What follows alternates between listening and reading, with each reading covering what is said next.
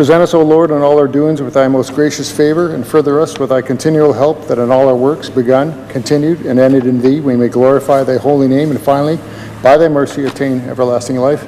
Amen. Introduction of guests. I recognize the Minister of Central Services. Thank you very much, Mr. Speaker. To you and through you, I would like to introduce to all members a group of 48 very good-looking students from the Willow Grove School in the Willow Grove constituency. Yeah, let's give them a wave. They were up early this morning and are looking forward to an exciting day. I had a chance to have a picture taken with them earlier, and I look forward to meeting with them right after question period. They're accompanied by their teachers, David Pratt and Stephanie Fernandez, and chaperones Renee Back, Cody Rackeye, Cindy Susky, Sarah Buck, Sherry Sargent, and Lisa Bolton. Now, in talking to the chaperones, I understand that many of them were up late last night watching the hockey game and then up early to make their way here, and I thank them for their good wishes. Mr. Speaker, Willow Grove School is one of 4 new schools in the Saskatoon Willow Grove constituency. It's a beautiful school. Yes. So I ask all members to help me welcome all the students and teachers and chaperones to their Legislative Assembly. Thank you. Recognize a member for Regina Rosemont. Thank you, Mr. Speaker. To you and through you, it's a tremendous honour to welcome a constituent and friend and guests to the Saskatchewan Legislature here today, seated in your gallery. I have Michael Elua, that's here. Give us a wave there, Michael. Michael's an incredible caregiver over at Pioneer Village, providing care to those that certainly deserve security, and he's a real leader within the community as well, and someone I'm lucky to count as a friend. He's joined by family here today. He's joined by 2 people, his cousins that have chosen to build, or actually his niece and her husband, who have chosen to build their life here in Saskatchewan. They're from Nigeria. They're doing what so many have done before, coming to Canada, looking for opportunity and building and bettering our province in the process. So I welcome Abil and Anozi Nwagbara from Nigeria, and now to Saskatchewan and to Canada, and I thank them for what they'll do in building their lives here within our province. It's also an honor to welcome from Raleigh, North Carolina, Michael's cousins that are here today, John and Gail Elua here today. They're looking forward to observing the British parliamentary process. They watched the UK question period. They're looking forward to ours here today. John is a criminal defense lawyer, Mr. Speaker, and Gail is a director for the Secretary of State, working directly with charitable organizations throughout North Carolina. I ask all members to welcome these guests to their assembly. I recognize the member for Cannington. Thank you, Mr. Speaker. To you and through you to the Assembly, it's my great pleasure to introduce my favorite daughter, Mandy, in the West Gallery, along with my first, my only, and my favorite granddaughter, Liliana Heather, otherwise known as Lily. They're visiting from Toronto. I noticed she was playing with the kids in front of her, or maybe that was pulling their hair. I think she's going to be a troublemaker like her grandfather. So I would ask everyone to welcome them here to this assembly. I recognize the member for Saskatchewan Rivers. Thank you, Mr. Speaker. To you and through you, seated in the West Gallery is a constituent of mine from Garden River Road in Saskatchewan Rivers, Jill Roden. And with her accompanying is her daughter, Alexi Roden, a U of R Cougar basketball player. But she is also the summer student for the member from Saskatoon Silver Spring Sutherland. So I would like the Assembly to give them a warm welcome to their Assembly. Thank you. Recognize a member for Saskatoon Fairview. Thank you, Mr. Speaker. It's a pleasure to rise today to once again introduce to this Assembly my constituency assistant and good friend, Twyla Harris, who's seated in the East Gallery today. Twyla, despite only working for about 6 months in the constituency office, is completely running the show there, and I feel very confident every time I come here to Regina that she's keeping the home fires burning there. So I do appreciate all the work that she does in helping out the good people of Saskatoon Fairview, and would like to welcome her again to her assembly today. Recognize the member for Prince Albert Carleton. Thank you, Mr. Speaker. Mr. Speaker, to you and through you, I'd like to join with my colleague in welcoming Jill Roden to her legislative chambers here. I got to know Jill when I was on the Prince Albert Police Board Commission, and with her work with the police department in Prince Albert, and her husband is the acting police chief. But most importantly is she's here visiting Lexi, who I was trying to get to work in my office as a summer student, but unfortunately she's across the hall. But anyway, Lexi is a great basketball player, and I think she gets it from her mother, not from her father for sure. So anyway, Mr. Speaker, I'd like members to join me in welcoming Jill to her legislative chambers. Here.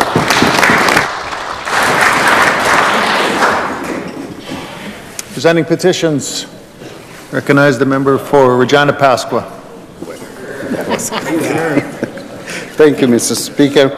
I am pleased to rise today to present a petition from the citizens who are opposed to the federal government's decisions to impose a carbon tax on the province of Saskatchewan. I do like to read the prayer.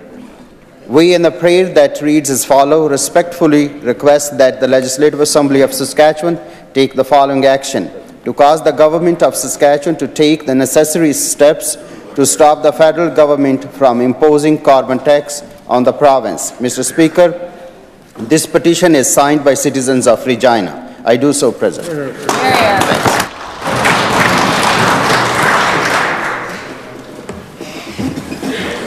Reading and receiving petitions. Statements by members. I recognize the member for Swift Current. Thank you, Mr. Speaker. The May long weekend is almost here, and some people are heading out to the lake to catch some sun, but there's also going to be thousands of people heading indoors, Mr. Speaker, trying to get close to the ice as they head to the Brandt Centre here in Regina to take in some junior hockey as the 100th Memorial Cup gets underway starting on Friday night. Mr. Speaker, the tournament will feature the host Regina Pats, the Hamilton Bulldogs from the OHL, the Acadie Bathurst Tetons from the QMJHL, and of course, the Swift Current Broncos. Yes, Mr. Speaker, the Broncos claimed the WHL crown on Sunday night against a city with which I share the same name but not the same affinity for their hockey club, the Everett Silvertips, and with a big win on Sunday night in Swift Current. Mr. Speaker, the tournament organizers in Regina have done a fantastic job getting ready for the Memorial Cup. Countless hours of preparation, all the volunteers who are needed to make this event a success. There will be 19 concerts taking place during the week-long tournament and thousands of people filling the hotels and restaurants. I'm sure the city of Regina and indeed the whole province will shine in hosting the best junior hockey teams in the nation and their fans as well. Our province has done it before, whether it's hosting the Grey Cup or the World Junior Hockey Championships or the Brier or the Tournament of Hearts, just to name a few major events that we've hosted here in Saskatchewan. But I hope, Mr. Speaker, that they are prepared for the sea of green and blue that is headed this way from southwest Saskatchewan. The Swift Current Broncos and their fans, they're coming this way to Regina. Congratulations to the organizers of the 100th Memorial Cup. Thank you, Mr. Speaker. Go, Pat. Recognize the member for Regina Rosemont. Mr. Speaker, it's an exciting day in the heartland of Canadian hockey. Today the puck drops on the festivities for the historic 100th Memorial Cup, which is being hosted right here in the Queen City. Not only is Saskatchewan hosting the Cup, but we also have two teams in the big dance. The WHL champion Swift Current Broncos and our host team, the Regina Pats. Now, I'll congratulate the Broncos for their championship win and wish them well, but Mr. Speaker, let me be clear, I'll be rooting for Sam Steele and my hometown Pats. We know that the action on the ice will be intense as these young players battle for junior hockey supremacy, but Mr. Speaker, hockey isn't the only entertainment on display. There's an impressive 19 concerts during the tournament, including Saskatchewan's Dead South, the Sheepdogs, and tonight I'm looking forward to attending the Eagles following the Cup's opening ceremonies. I want to take this time to welcome all the players, the coaches, the teams, the fans and families from across Canada to Regina, and I wish them all well. and I want to congratulate the incredible tournament organizing committees and the hundreds of volunteers who are going to make this 100th edition of the Memorial Cup an incredible success. Thank you so much. Go Pats, go. Recognize a member for Prince Albert Carleton. Thank you, Mr. Speaker. I'm proud to rise today and acknowledge Malcolm Jenkins, a resident and, more importantly, a friend of mine from Prince Albert. On Tuesday of this week, Malcolm and his family generously donated $1 million to the Jim Pattison Children's Hospital Foundation. Malcolm made the donation in honor of his mother, Lillian Jenkins, who he describes as the best mum in the world. These funds will go to support the family room in the neonatal care, and fittingly, the room will also be named after Lillian Jenkins.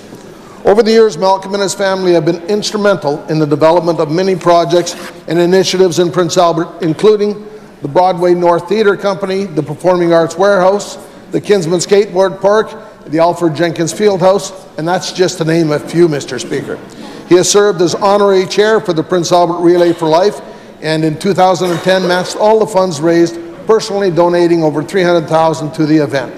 His dedication to the improvement of the lives of the citizens in this province is remarkable.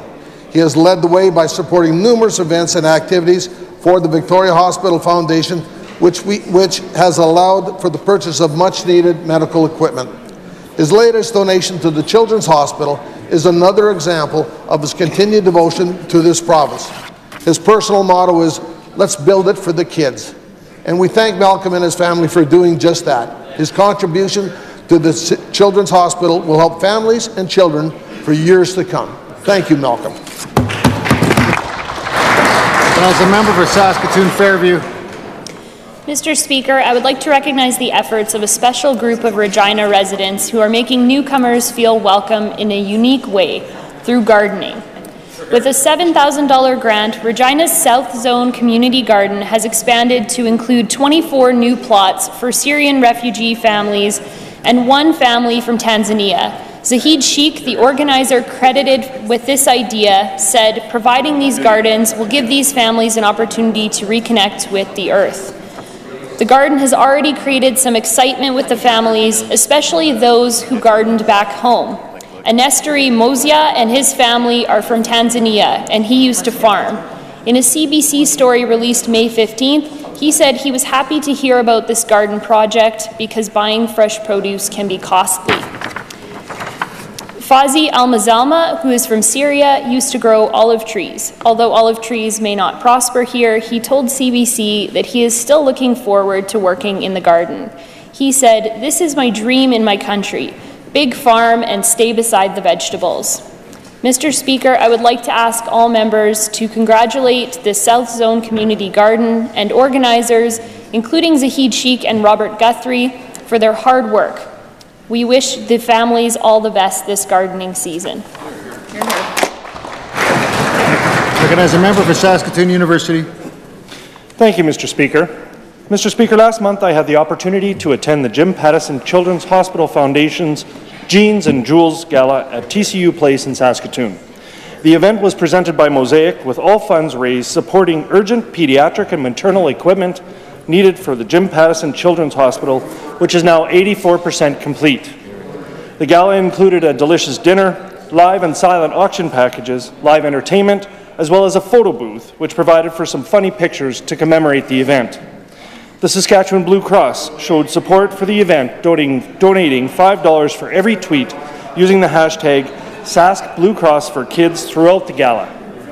Our government has provided over $235 million to help make the dream of a Saskatchewan Children's Hospital a reality. With the help of the hardworking folks at the Children's Hospital Foundation, as well as generous community donors, the hospital will open its doors in the fall of 2019. Our children deserve the best care possible while staying close to home to alleviate some of the stress to them and their families. Mr. Speaker, I'd like to thank the attendees, sponsors, and volunteers for ensuring the Jeans and Jewels Gala was a success. Thanks to their hard work, the gala raised over $220,000, which will be used to care for our children and grandchildren. Our government looks forward to continuing to work with the Children's Hospital as well as the Foundation to ensure children in this province have high quality and timely care. Thank you. I recognize the member for Saskatchewan Rivers. Thank you, Mr. Speaker. I was pleased to attend the 9th annual Buckland Fire and Rescue Surf and Turf. This annual fundraiser raises money for the Buckland Fire and Rescue Unit, helping to raise awareness and purchase useful equipment for their firefighting and rescue operations. Over 500 lobsters were brought in for this dinner. The event also featured live music and auctions with proceeds going towards the fire hall. It's always an enjoyable evening, presented wonderfully by this group of proud volunteers. Buckland Cooperative volunteer firefighters have served the RM of Buckland and greater area for more than 45 years. Starting in 1969, Buckland Fire and Rescue was started by forward-thinking individuals who worked tirelessly for many years to guide and help develop the department into what it is today. Each decade, the department has introduced new technologies and have been acquiring and maintaining the proper equipment to better serve their community and area. Events like the Surf and Turf help the department raise funds for those important services. Their services provided include firefighting, vehicle rescue, trench rescue, confined space, water rescue, and search and rescue. Mr. Speaker and colleagues, please join me in honouring and thanking Buckland Fire and Rescue for volunteering and keeping us safe. Thank you, Mr. Speaker. I recognize the member for Carrot River Valley. Well, thank you, Mr. Speaker. Mr. Speaker, it's good to see the Leader of the Opposition finally getting out to rural Saskatchewan. In May 3rd's Tisdale Recorder, where the Leader states that his party is interested in the Northeast, what did he say? And he spoke about doctor recruitment. Mr. Speaker, the Leader stated that the recruitment of doctors is a long-term health human resources issue. He also states that he would work with the College of Medicine to broaden their approach to having more recruitment of people from rural areas and provide more training in rural areas. Well, Mr. Speaker, I'm happy to report that our government has been taking action on all these fronts. Since 2007, we've increased the number of doctors by 900. The number of Canadian trained physicians by 36%. We've added 40 more seats to the College of Medicine. Doubled the number of residency positions to 120, and today there are 159 more graduates practicing in the province. Through SIPA, we have recruited and developed over 200 internationally trained physicians, with 77% of them practicing in rural Saskatchewan. Mr. Speaker, the people of rural Saskatchewan still remember the NDP's record of health care. 52 hospitals closed, 2 in my constituency. If history has taught us anything, Mr. Speaker, it's that the prescription for increasing the number of doctors in rural Saskatchewan is keeping the members opposite in opposition. Thank you, Mr. Speaker.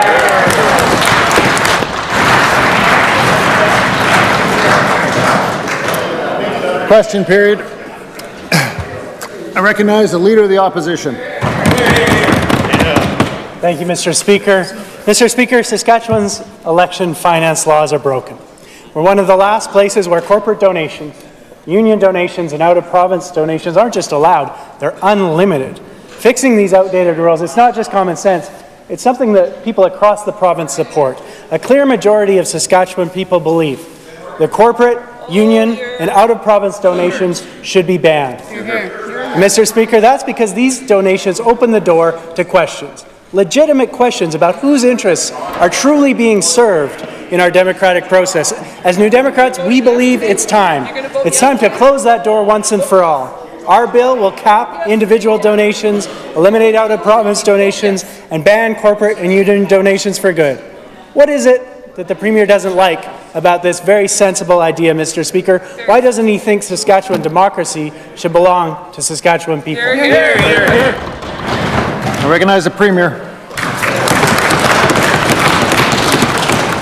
Mr. Speaker, in this province, under the Elections Act, all registered parties, Mr. Speaker, must publicly report any donations over $250, Mr. Speaker. Any time there's a general election, all parties involved must report the expenses that are incurred during that general election, Mr. Speaker.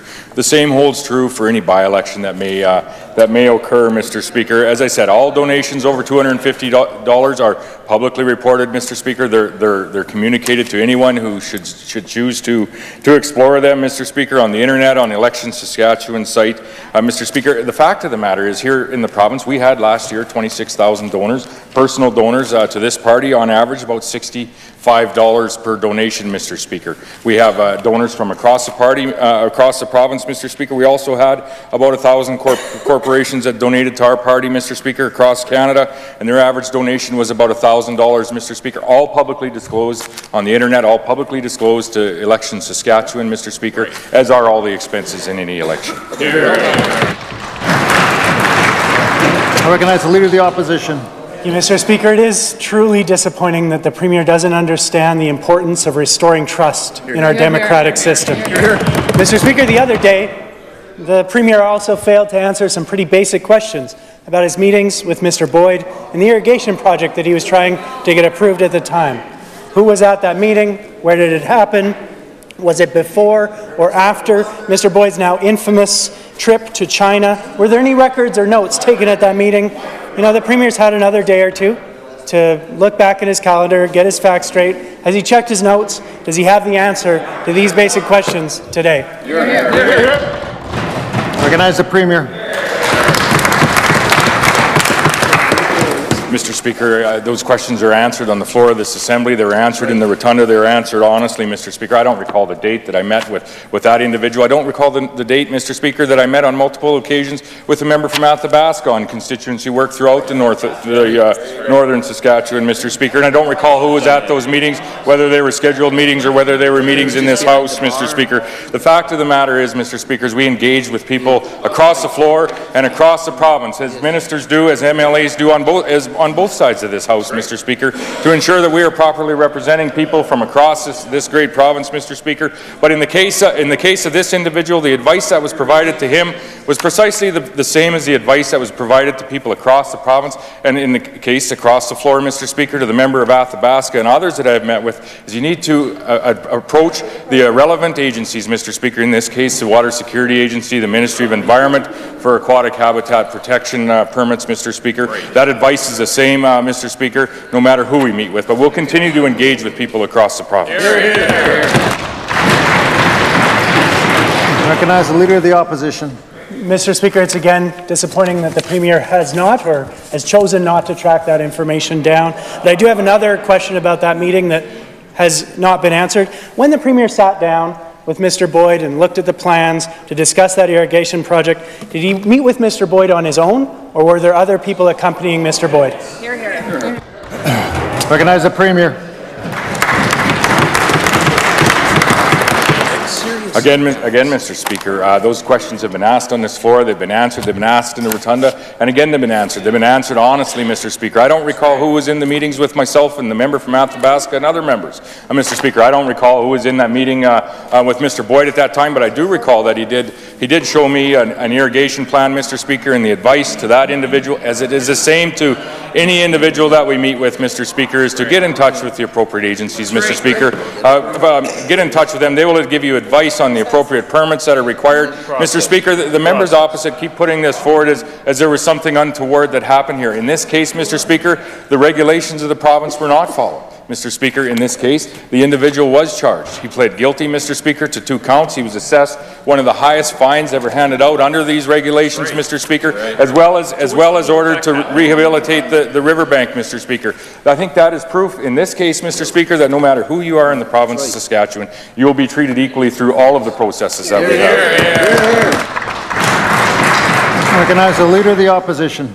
Thank you, Mr. Speaker. It is quite strange to not remember who was in that meeting. That's quite an unusual thing. I certainly think people would be very surprised that someone couldn't recall whether there was just one person across from them or multiple people. It's quite unusual, Mr. Speaker, and does continue to raise questions of why the Premier doesn't feel he needs to answer these very direct questions.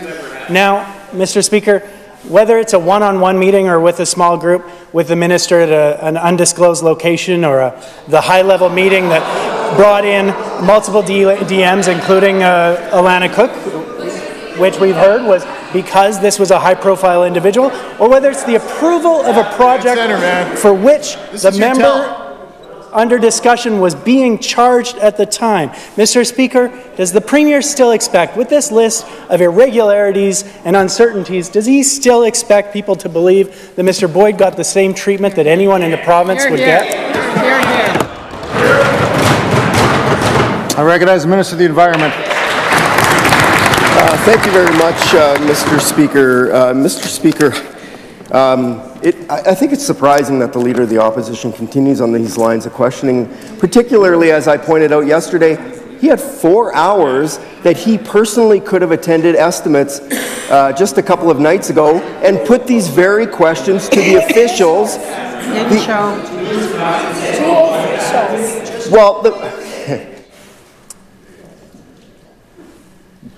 Member for Saskatoon Centre, please come to order. Thank you. Recognize the Minister of the Environment. Mr. Speaker, I will acknowledge that the member from Saskatoon Centre, as well as the member from Saskatoon-Nutana, asked a couple of questions in terms of the process that an individual, such as I think the member asked how many times WAPA charges had been laid in the past. But, Mr. Speaker, specific questions about why the Deputy Minister to the Premier was involved in these types of discussions. The members had 4 hours to ask those two officials these very questions. And what does the Leader of the Opposition does, Mr. Speaker, is he asks the questions on the floor of the Assembly where there is no Deputy Minister to answer the question, Mr. Speaker. But when he has 4 hours, he doesn't take the time to ask the question. I recognize the member for Saskatoon-Nutana. Mr. Speaker, yesterday the minister tried to minimize the revelation that taxpayers are now on the hook for an additional $2.9 million because they have decided not to use the east parcels at the GTH for borrow land. Now remember, these are the infamous parcels that should have been expropriated by highways in the first place instead of leaving taxpayers on the hook for the inflated price the GTH paid. But, Mr. Speaker, on top of that $3 million paid to the GTH for the Marquardt land that was never used, the ministry appears to have also paid the GTH millions to haul, strip, and borrow land on the GTH footprint, even Brighton View's land, very, very expensive commercial land. According to the contract, GTH was given a down payment of $2.1 million for these services. Even though this hauling appears to never even happened, why would we pay a global transportation authority to haul dirt? Hear, hear. Hear, hear. Recognize the Minister of Justice.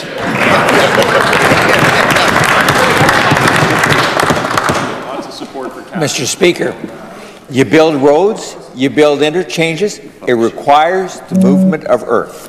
I don't know what they build roads on, but we build them on earth. We have asphalt and we have concrete on top of them. That's how roads are built in this province. And as you go ahead and do it, you move it from one place to another. You have borrow pits. I didn't know about the term borrow pit until earlier this week. So they decided they wanted to acquire the land for that purpose. They didn't need it, so it's still outstanding. And you know what's still there? The earth is still there. They still have the land ready for sale. They still have the cash that was paid. To the members' office, I would say, it's a zero-sum game. There's nothing taking place. Recognize the member for Saskatoon-Nutana. Mr. Speaker, the more we dig, the more dirt we find. It appears that Anthony Marquardt's really expensive land and GTH's hauling services aren't good enough for Vinci and the bypass conglomerate. Now, the minister often says he would like the opposition to help in supporting this project, so I have an idea for him. Take that borrow land that we paid $6.5 million for to the corner of Vic and Albert and give Capital Point a hand in filling their wall. That might be all it's good for, Mr. Speaker. At the time the 2016 auditor's report was written, she said it was unclear what this land was going to be used for, and she couldn't determine the costs and benefits at the time. Mr. Speaker, we know there's a lot of dirt here, and it's clear the auditor was not able to fully canvass this issue in her report. There are still so many questions needing answering and witnesses who have been blocked from testifying. Will the minister now do his part, or perhaps the Minister for Highways, and commit today to scheduling a committee to get to the bottom of this hole? Hear, hear. Recognize the Minister of Justice. Mr. Speaker, I'm surprised that at this point in the session, we're focusing on what kind of dirt it is, where dirt's being moved, how the dirt process takes place. Yesterday, I go to do the strum, and because of the members opposite talking to the media, I'm being asked questions about what type of dirt is there. I don't know. I'm not in the dirt business. I'm a lawyer and I'm a politician. I am not an expert in dirt. Now, maybe people over there want to fling dirt, throw dirt, but that's not the business that I'm in, Mr. Speaker. Mr. Speaker, I will say this to the member opposite. She is a member of the Law Society, has been a member of the Law Society. She knows that we are not going to get involved in having witnesses or doing a process while the matter is still under investigation, while the matter has been referred to Manitoba prosecutions. Those are things that are not going to happen. Mr. Speaker, at some point in time in the future, we expect to get an answer from the province of Manitoba, but until then, we're not doing anything else. Recognize the member for Regina Lakeview. Mr. Speaker, a recent national report on reading, math and science skills shows lower scores in Saskatchewan compared to other provinces. The report, prepared by the Council of Ministers of Education, points to a system that is under stress. Mr. Speaker, we know that underfunding and cuts to education are having negative impacts. We have more kids in classrooms with fewer teachers, with fewer supports. Provinces that have maintained their investments in education, like BC, Alberta and Ontario, are showing scores significantly above the national average. By contrast, provinces that have seen cuts to education funding, like Saskatchewan and Manitoba, are seeing their scores significantly below that national average.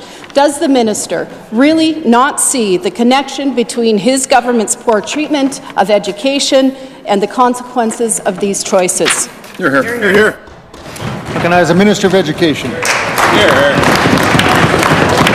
Well, Mr. Speaker, we know our teachers are doing a good job with our students, Mr. Speaker, and those latest PCAP scores reflect Saskatchewan students' continuing increase, Mr. Speaker, with respect to performance across those sectors, Mr. Speaker. Certainly, other provinces are performing a little bit better, Mr. Speaker, but relative to other provinces, Mr. Speaker, but we are increasing our scores, Mr. Speaker, and that's clear from the evidence that's been put forward, Mr. Speaker. And I'd also like to point on the funding piece, Mr. Speaker. In May 9th of 2018, the STF said in their news release, Mr. Speaker, that per-pupil funding in Saskatchewan is among the highest in the country. And, Mr. Speaker, we've shown our commitment to public education in this budget with a $30 million increase, which followed on the $7.5 million in-year funding that we provided prior to the budget, Mr. Speaker. That shows our continuing commitment to have conversations with our partners in education, Mr. Speaker, to advance the interests of kids in the classroom. Is there more work to do? You bet there is, Mr. Speaker, and we're going to continue that work. Recognize the member for Regina Lakeview. Mr. Speaker, there is no doubt of the good work that teachers and boards all across this province do every day for kids. But there is also no doubt that this government has cut and cut deeply the funding to education. The consequences of those cuts to education are even more obvious when we talk about graduation rates. As highlighted by the Independent Children's Advocate, Indigenous youth are graduating at an appalling 43% as compared to non-Indigenous youth, who are graduating at a rate of 85%. But, Mr. Speaker, this Education Minister and Premier, who relied on educators in their leadership bids, refused to acknowledge their backfilling of education dollars is barely half of what they took. Will the minister do the right thing and at least restore the $24 million that this government cut from our kids' classrooms? Hear, hear. Hear, hear. Recognize the Minister of Education. Stood in this House time and time again and advised the House in the $30 million which has been restored to education funding, Mr. Speaker. And I mentioned in this House, too, the fact that school boards across this province have found some significant efficiencies with respect to their operations, Mr. Speaker. And that's all benefits the kids. well, Mr. Speaker, that all benefits children in the classroom. We're going to continue to have our conversations, Mr. Speaker, to make sure that we are providing the right supports to the classroom. That's an ongoing conversation that we're having, Mr. Speaker. But for the member opposite or the members opposite to suggest that this government isn't committed to education, committed to supporting children in the classroom is just wrong, Mr. Speaker. You see that through our budget. You see that through the ongoing dialogue and conversations that we're having with our partners in education, Mr. Speaker. Well, they don't want to hear the answer, Mr. Speaker. The fact of the matter is, I've been out talking to teachers, Mr. Speaker. I've been talking to trustees. We've been meeting with school boards, Mr. Speaker. And things are well in the sector, Mr. Speaker. We're going to continue to work with them, Mr. Speaker, to make sure that we advance the proper interests of children. Recognize the member for Regina Douglas Park. Mr. Speaker, Saskatchewan has the second highest per capita rate of sexual assault of all the provinces, and stories like the one that broke yesterday demonstrate all too well the gravity of this situation. As a province, we must all do better. We need strategies for prevention, policies that support survivors, and movement away from this dangerous and heartbreaking culture that disempowers survivors. Mr. Speaker, even though our rates are high, Saskatchewan is the only province that doesn't have a sexual assault strategy. So today, my ask is very simple, but very important. Can the government commit today to a province-wide sexual assault strategy? Hear, hear. Recognize the Minister of Justice. Mr. Speaker, there's lots of things in this House that I don't agree with the opposition on, but this is not one of them. This is something that we all take seriously, and all members in this Assembly can and should do more. Mr. Speaker, we do a lot of things in this area, and we certainly have to do more. We're going to have a report released in the next few days, and hopefully that's going to be a starting point of more things that we can and should do. Mr. Speaker, I can say that we spend $11.4 million a year towards interpersonal violence and abuse services. Of that, $1.2 million goes to sexual assault service programs across the province. We've introduced the Listen Project, which is 2 hours of free legal advice for survivors of sexual violence. In 2015, we opened the first new transition house in Saskatchewan since 1989. We have active consultations underway on Clare's Law. We have legislation in place for 10 unpaid days for victims and family members of victims of interpersonal violence. We certainly have more to do, Mr. Speaker, but we all recognize it. Recognize the member for Regina Douglas Park. Mr. Speaker, I believe the minister is mentioning the quick-to-be-released report, I believe, on domestic violence. We need that, but we need a sexual assault strategy as well. Sexual violence often occurs on university campuses, and there has been continued calls for action to change the culture of our campuses. Mr. Speaker, comments in the media yesterday from a U of S coach are completely unacceptable and show that attitudes and perceptions are very slow to change. Mr. Speaker, athletics is never more important than the safety of young women and other students. We've heard from survivors that the steps taken so far to implement sexual assault strategies do not go far enough, that students still do not feel safe, and that survivors are still not supported. A recent report graded the U of R's plan to end campus sexual violence at a D+. Can the minister tell us how she will ensure the safety and support of students when it comes to sexual violence? Recognize the Minister of Advanced Education. Mr. Speaker, I am angry, and this is not okay. The young woman was charged with, the young man in question here was charged with the sexual assault of an unconscious woman and took 147 photos of her. Now, due process is important, but the coach's comments bear repeating in this House, Mr. Speaker. He said, and I quote, "Nowhere along the lines did we take anything that had happened in the past into account with his involvement in our team." Excuse me. From my perspective as a coach and as a father, I thought being involved with our team and our program would be best at this particular stage of his life, and then goes on to say that the individual made a very bad choice and decision with his actions and what he did for one night, and it cost him dearly. I ask, Mr. Speaker, what about the young woman? In October of 2017, Kevin Doherty, the then Minister of Advanced Education, wrote to every one of our post-secondary institutions and said, and I quote, "I expect you and your board will take a strong leadership role to ensure that all members of your campus community take their responsibilities on the issue of sexual violence seriously. Mr. Speaker, as mentors to not just young athletes, but young people, we expect more from our varsity coaches, and I expect the university to treat this issue with the severity that it deserves. Recognize the member for Regina Douglas Park. Mr. Speaker, I'd like to thank the Minister for her comments. I think we can all agree this is not a partisan issue. Mr. Speaker, it's Sexual Assault Awareness Week, and organizations across the province are working to prevent sexual violence and support survivors.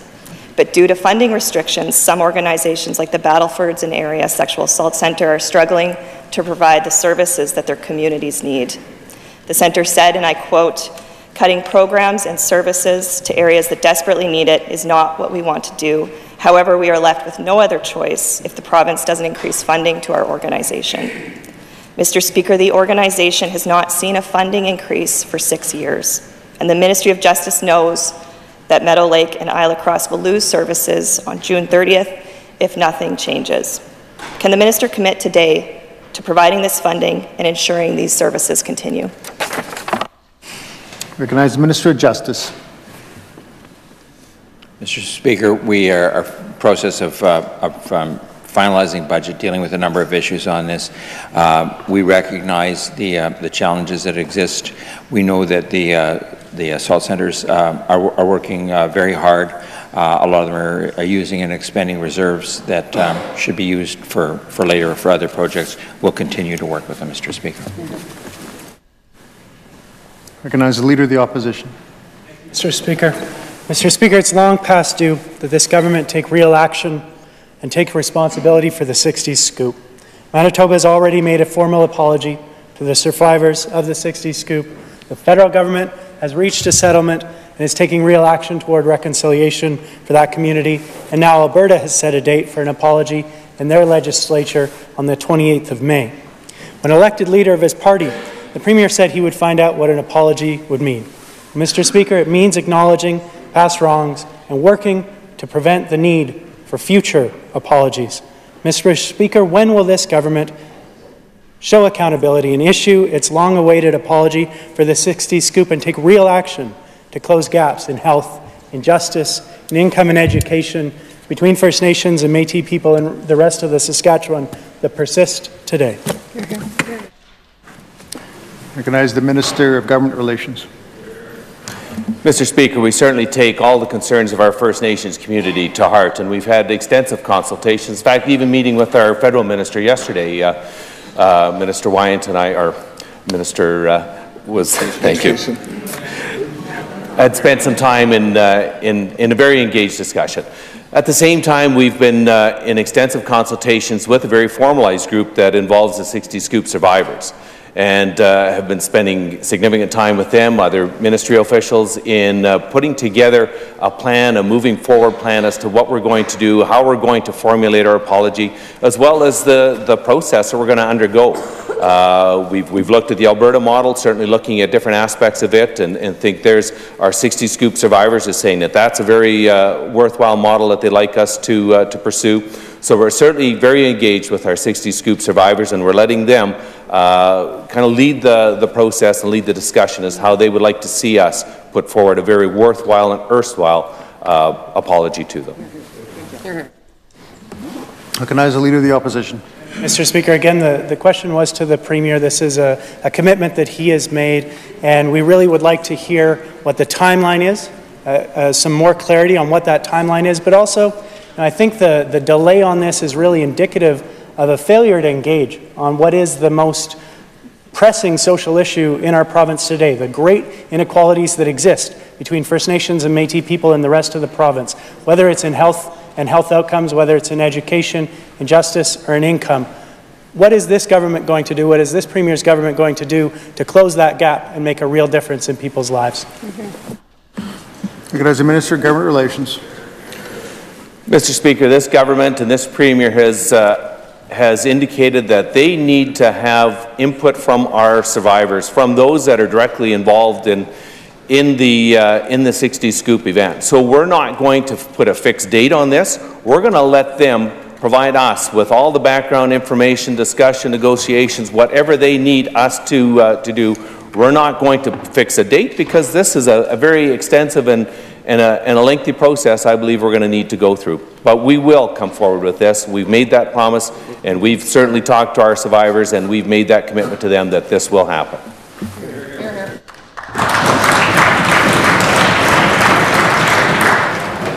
Ministerial statements. Introduction of bills. Presenting reports by standing and special committees. Recognize the chair of the Standing Committee on Crown and Central Agencies. Thank you, Mr. Speaker. Mr. Speaker, I am instructed by the Standing Committee on Crown and Central Agencies to report Bill number 127, the Income Tax Amendment Act 2018, without amendment. When shall this bill be considered in Committee of the Whole on Bills? Recognize the Minister. Request leave to waive consideration in Committee of the Whole on this bill and that the bill be now read the third time. Ministers requested leave to waive consideration, consider the whole on Bill number 127 and that the bill be now read a third time. Is leave granted? Minister may proceed to move third reading. I move that the bill be now read third time and passed under its title. It has been moved by the Minister that Bill number 127 be now read the third time and passed under its title. Is the Assembly ready for the question? It is the pleasure of the Assembly to adopt the motion. Carried. Third reading of this bill. I recognize the Chair of the Standing Committee on Crown and Central Agencies. Mr. Speaker, I am instructed by the Standing Committee on Crown and Central Agencies to report Bill number 128, the Provincial Sales Tax Amendment Act 2018, without amendment.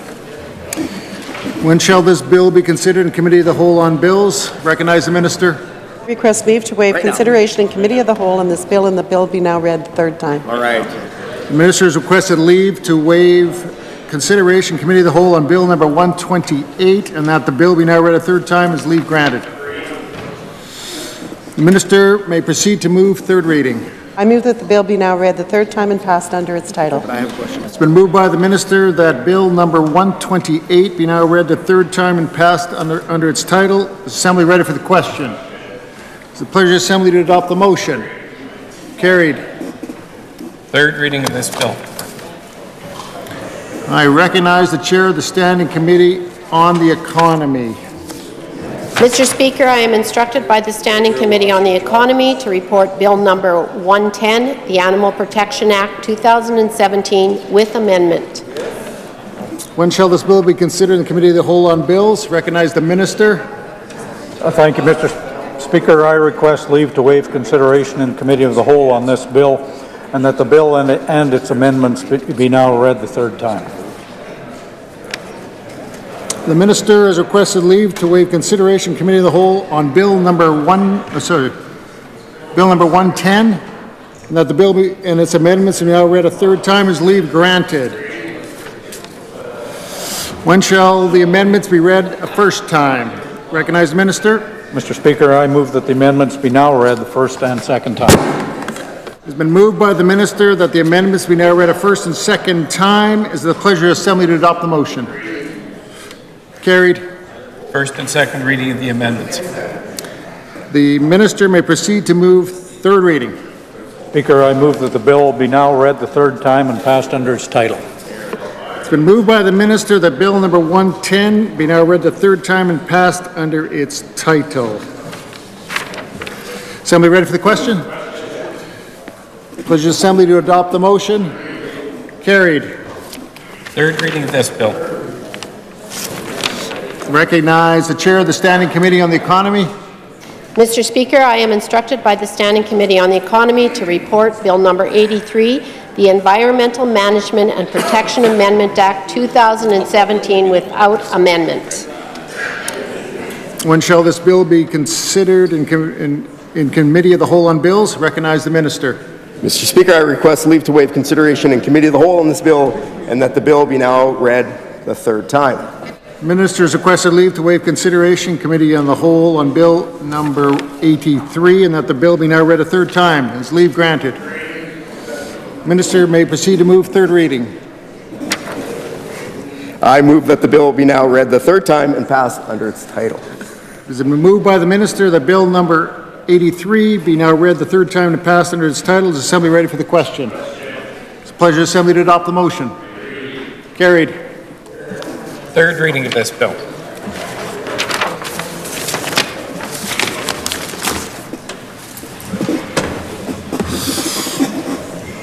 Orders of the day. Questions. Question number 258 asked by Ms. Sauer. Recognize the government whip. Thank you, Mr. Speaker. I wish to table the answers to questions 258 through 264. Tabled 258 to 264. Question number 265 asked by Ms. Sauer. Recognize the government whip. Thank you, Mr. Speaker. I wish to order the answer to question 265. Ordered. 265. Question number 266 asked by Ms. Sauer. Recognize the government whip. Thank you, Mr. Speaker. I wish to table the answers to questions 266.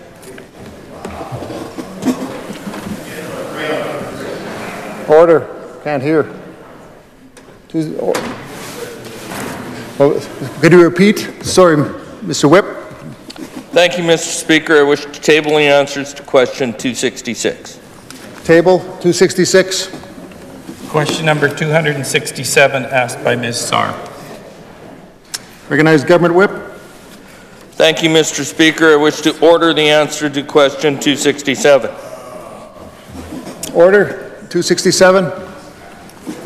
Question number 268 asked by Ms. Sauer. Recognize the government whip. Thank you, Mr. Speaker. I wish to table the answers to questions 268 through 270. Table 268 to 270.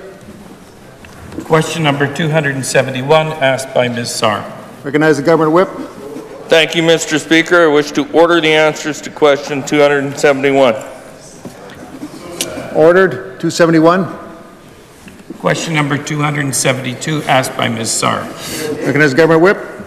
Thank you, Mr. Speaker. I wish to table the answers to questions 272 through 274. 272 to 274. Question number 275 asked by Ms. Sauer. Recognize the government whip. Thank you, Mr. Speaker. I wish to order the answer to question 275. Ordered. 275. Question number 276 asked by Ms. Sauer. Recognize the government whip. Thank you, Mr. Speaker. I wish to table the answers to questions 276 through 285. 276 to 285.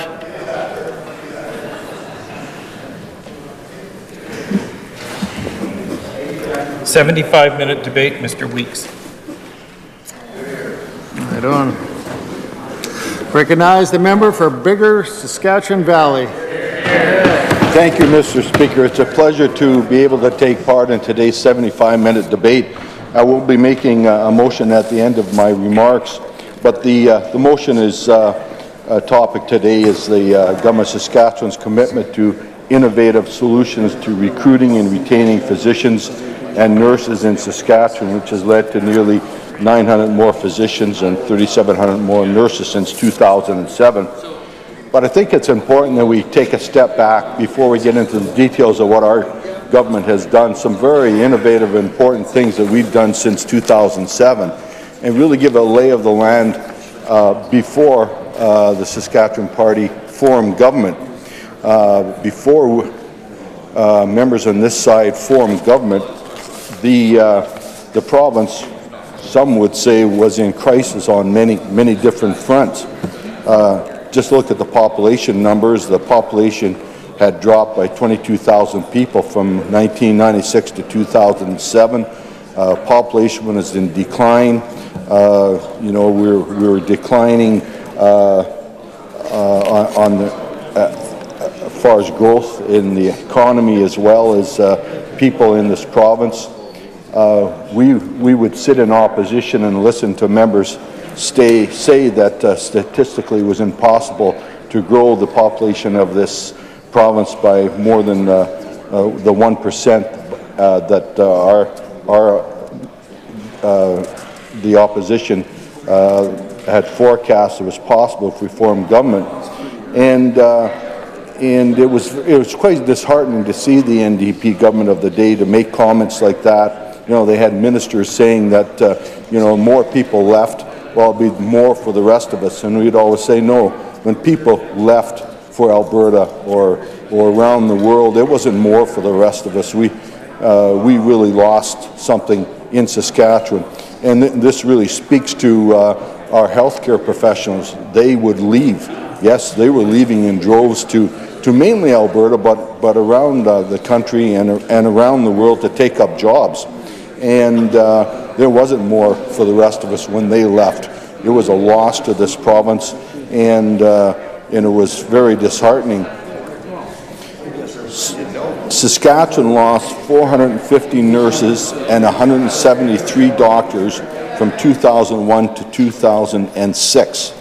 At that time, Saskatchewan had the longest surgical wait times in Canada.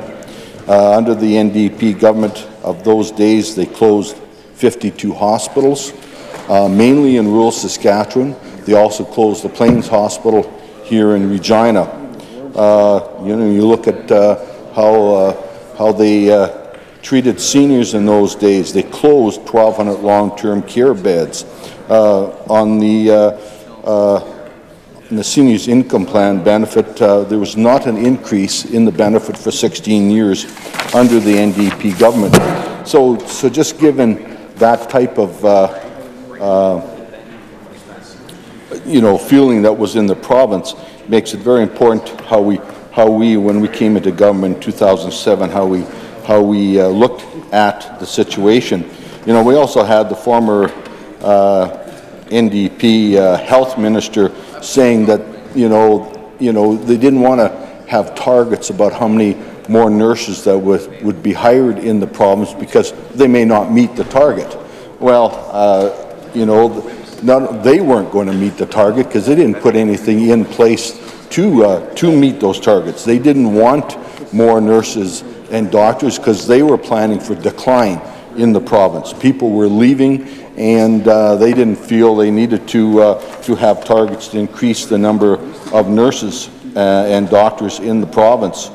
When we formed government in 2007, you know, some were saying that healthcare was in a crisis, but at what point were people's health and lives were going to be at risk because of the lack of particularly registered nurses and doctors? And it was getting very, very serious at that time, Mr. Speaker. So when we came into government in 2007, our government made a decision to give an increase in salary. I believe it was 35% over 3 years to registered nurses, and that was one very important thing because under the NDP government, we were not paying nurses the salary that would keep them in the province. They could go to Alberta and other places for much more money, and they were leaving. So there's no doubt that had to be addressed, and we did that, Mr. Speaker. Mr. Speaker, when we formed government, it was the member from Indian Head Milestone was the health minister, and he had to take on a very heavy load trying to deal with all these issues in health care. And he's done a fantastic job. He did a fantastic job, and he's followed by the member from Weyburn Big Money, who did an amazing job as well as health minister. And today our current health minister continues to do an amazing job to keep healthcare on track and keep for the safety and health of the citizens of Saskatchewan. So we want to talk about innovation in this motion. I think there's a number of things that we have done as a government which speaks to innovation. So obviously one of the problems was the shortage of physicians in Saskatchewan and mainly rural Saskatchewan. So there was a kind of our archaic process of trying to get doctors accredited in the province. So our government changed things and brought in the Saskatchewan International Physician Practice Assessment, or SIPA.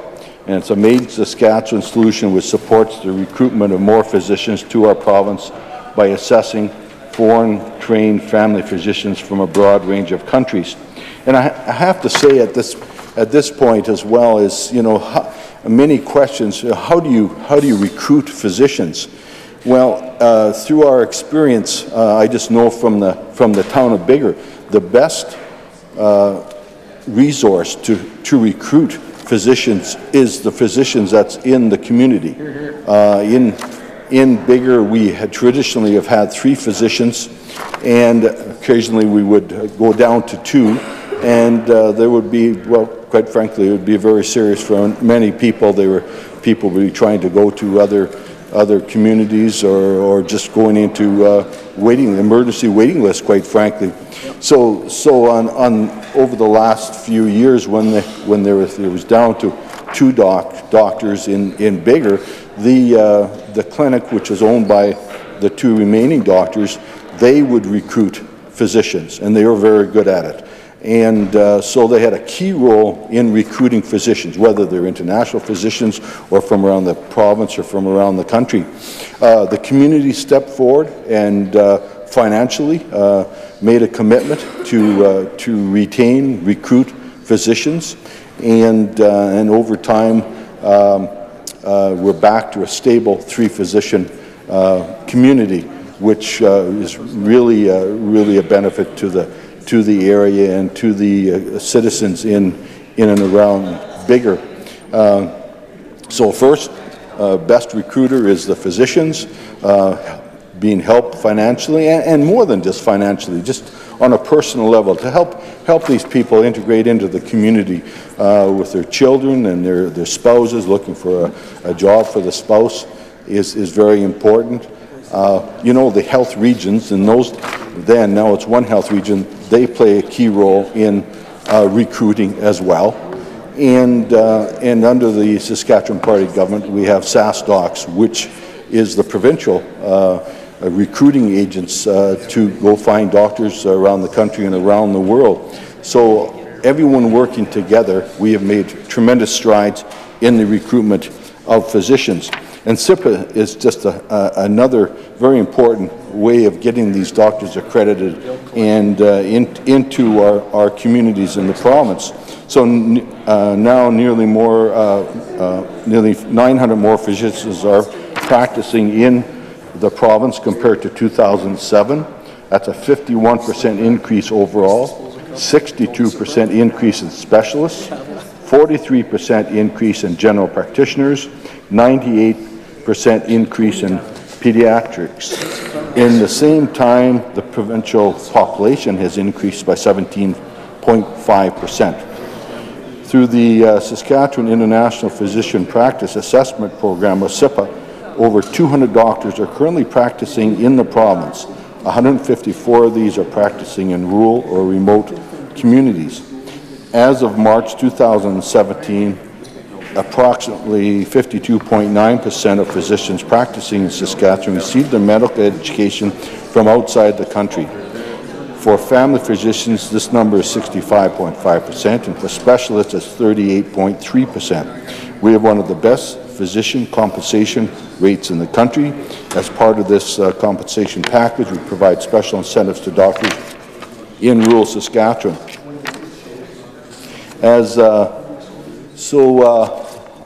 I'll just move on to the other very important areas when we talk about nurses. As I said, we gave a salary increase that was much needed, and so our record now is that over 16,000 nurses of all designations call Saskatchewan home, 3,700 more than in 2007.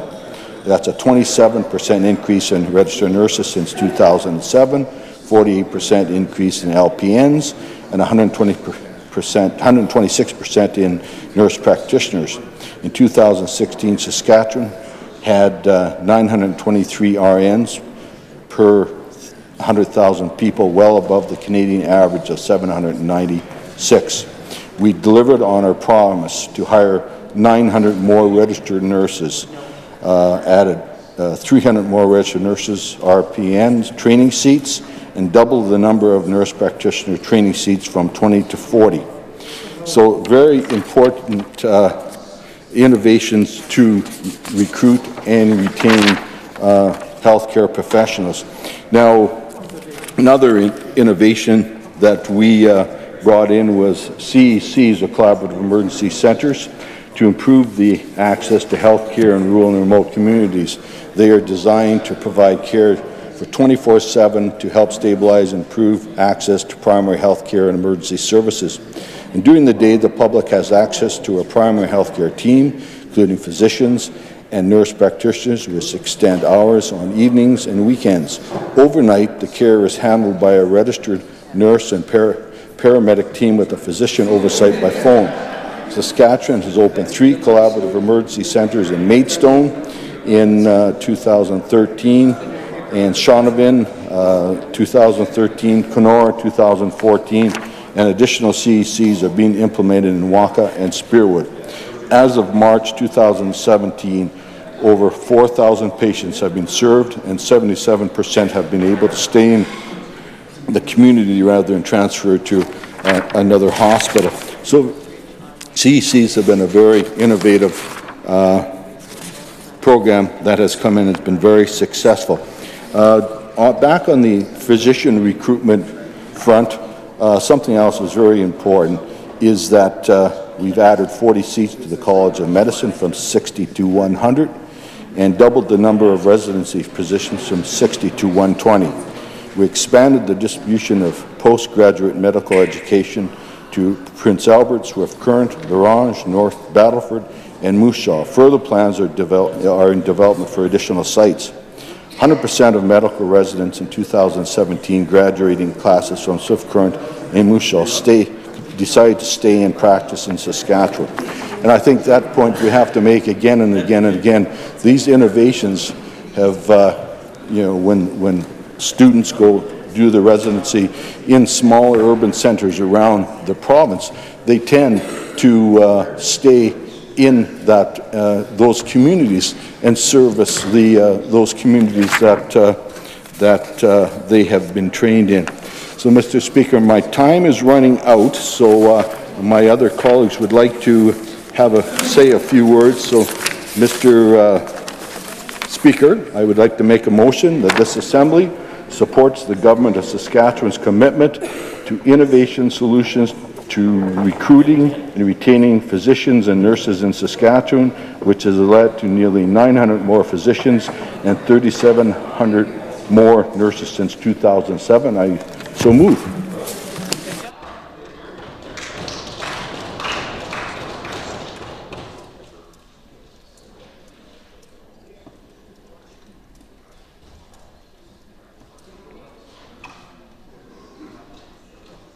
The member from Bigger Sask Valley has moved that this Assembly supports the Government of Saskatchewan's commitment to innovative solutions to recruiting and retaining physicians and nurses in Saskatchewan, which has led to nearly 900 more physicians and 3,700 more nurses since 2007. Is the Assembly ready for the question?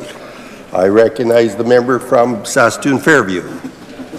Thank you, Mr. Speaker. It's a pleasure to enter into the 75-minute debate today.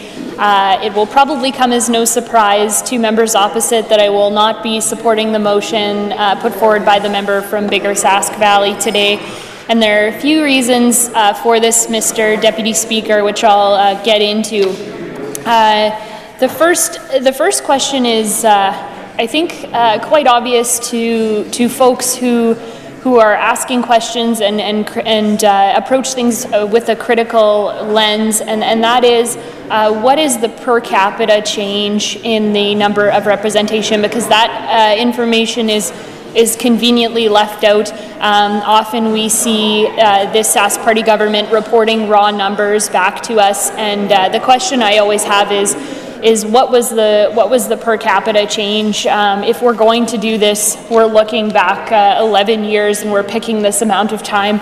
I'd like to be able to see something that actually represents how many people exist. We see the same problem in terms of their reporting of numbers in education, and I know that the education critic talks about this quite frequently as well. So this is something that I would like to see before I would be able to report, or before I would be able to support a motion like this. And I see the Minister for Rural and Remote Health heckling me right now, Mr. Deputy Speaker. But what I would appreciate is getting some of those details about the per capita representation, because I think those are important. There's still an important piece. There's still some shortages that exist here as well, Mr. Deputy Speaker, and we know that there are still shortages in terms of recruiting family doctors and emergency medicine physicians, and that this disproportionately impacts some communities in our province more than others. So we've heard concerns about shortages that still exist in the southeast, the Arcola and Carlisle areas, out to Estevan. We know there have been concerns with people who want to have babies in Estevan and whether they have the care there for that to take place. The Wolseley Hospital being shut down, Priestville Hospital not having its 24-hour emergency room anymore, Mr. Speaker, and we know the impact that that has on folks in removing those emergency services which are so essential. And when we consider the compounding effects of losing our provincial transit system, STC, with some of the lack of services that exist in these areas. We're happy to give credit where credit's due, but I'm not convinced that that is the case here, Mr. Deputy Speaker. There are still a number of areas in Saskatchewan healthcare that are suffering. And unlike the members opposite who may believe that privatization is the answer to better healthcare, we say give it the resources it needs to survive and to thrive in this province, Mr. Deputy Speaker. We've all heard stories of folks waiting all day in the emergency room, or we've been that person, Mr. Deputy Speaker, of services being cut in rural communities, as recently as lab services being cut in Ituna, Mr. Deputy Speaker. I remember the member from Saskatoon Riversdale doing some good work in raising awareness about some of those lab services and getting partial restoration. Another story of this government's approach of cut first and ask questions later. Stories about long wait times for mental health. Can you imagine children waiting 2 years to see a psychiatrist, and the damaging effect that can be done during what is a very formative time in a child's development. And of course, the med school in our province being on probation due to historic funding cuts, cuts they've never seen like they saw in last year's budget, Mr. Deputy Speaker. So before patting themselves on the back and saying job well done, before patting themselves on the back and saying job well done, Mr. Deputy Speaker, I think these are some pieces that they should be looking at. And of course, we want Saskatchewan to be the best place to live for the residents here, and these are some key concerns that we are hearing out on doorsteps. And I've been out on doorsteps quite a bit lately, Mr. Deputy Speaker, out in Regina Northeast. I've heard these concerns from folks. And of course, I am also the product of a by-election. My very presence here, Mr. Deputy Speaker, and was out pounding the doorsteps with a number of folks on this side last summer. And we heard these concerns from folks right in Saskatoon as well. So right across the province, lots of concerns. So rather than patting themselves on the back, they should be looking at the ways that suffering still exists. And we all have these stories that exist in our family as well, Mr. Deputy Speaker, and I am not unlike many folks in this assembly probably who have stories of folks who I know and am really close to who have suffered as a result of some of these shortages, Mr. Deputy Speaker. And I don't have much time here today, so I won't provide a full personal account of these situations, but in the past couple years, I witnessed my grandfather, who I was quite close to and lived with for a period of 5 years. I witnessed him experience be diagnosed very late in the game with pancreatic cancer, which we know is often terminal in those situations. We witnessed his health deteriorate quite rapidly over the course of a year. no ability to enter long-term care until he was in his final days. He was worried about the cost of private care. He was saying things to us like, I don't want to live very long because I'm concerned about the cost that I'm paying every month for private care. So when we have a healthcare system that can't look after some of our most vulnerable in what is a crucial time for them and their families, that's incredibly disappointing, Mr. Deputy Speaker. And then my father was in an emergency room a few weeks ago, keeled over in pain and didn't get help for hours and hours and hours. And the response that he was given was go talk to a politician when he complained about the amount of time that he had spent there. So just some concerning situations right now. Not sure if we're at the stage where folks should be patting themselves on the back. And I'm happy to continue to talk about the Sask Party government's record on health. We've heard concerns about their record for years, Mr. Deputy Speaker, in terms of the money spent on lean consultants. You know, I understand that lean can be quite the efficient program if you're in the supply chain management business, if you're looking to streamline your business, but as soon as you start treating healthcare patients like cars on an assembly line, we heard nothing but negative comments about this, the use of this process and the money that was put into this, Mr. Deputy Speaker. We know that we've heard from communities that feel abandoned by the Sask Party. If they raise their own money for a healthcare centre and then we're abandoned by the Sask Party. We've heard concerns from healthcare workers who put in 24-hour shifts or stay after work to care for their patients. We have concerns that eliminating the 12 health regions in this province will mean that frontline workers no longer have input in the care that's provided at the local level. And this is rich considering the Sask Party has consistently attacked former governments for streamlining healthcare.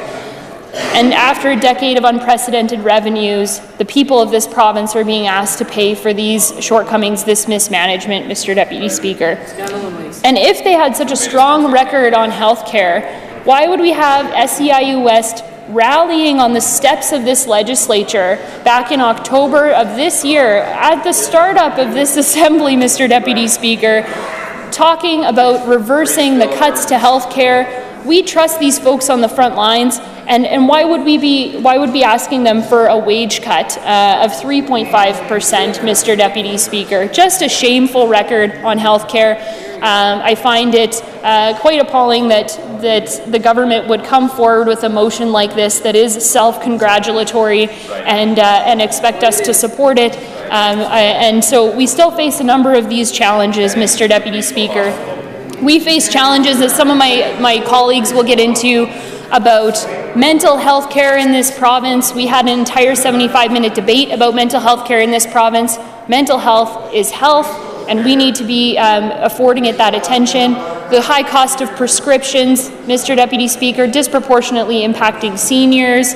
Surgery wait times to when you're sitting in an emergency room to see a specialist, Mr. Deputy Speaker, and the Children's Hospital being off track, Mr. Deputy Speaker. And I'll let my colleagues provide more information on that. But these are all the areas that we're talking about. I've got plenty. I'm just running out of time on the clock here. I cannot support the motion, Mr. Deputy Speaker, for a number of the reasons I've identified here. We can't be patting ourselves on the back at this time. We need to do better. We need to strive for a better Saskatchewan. I recognize the member from Lloydminster. Thank you, Mr. Deputy Speaker. I think in order to understand the importance of supporting such a motion, we need to first take a brief look back at where health care in regards to physicians and surgeons was in this province prior to 2007. And only then can we truly comprehend, acknowledge, recognize, and yes, even celebrate the great work this government has done and committed to in finding innovative solutions to improving health care in this province.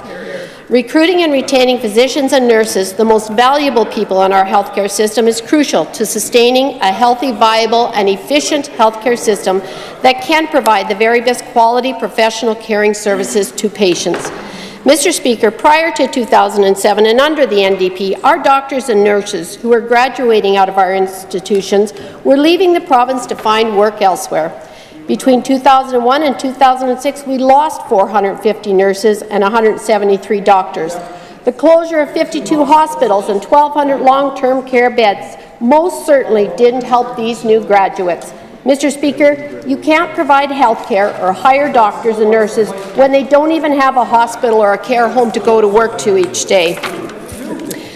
Mr. Speaker, growing the population of Saskatchewan was one of our goals, and we did it, something the NDP also didn't believe was possible.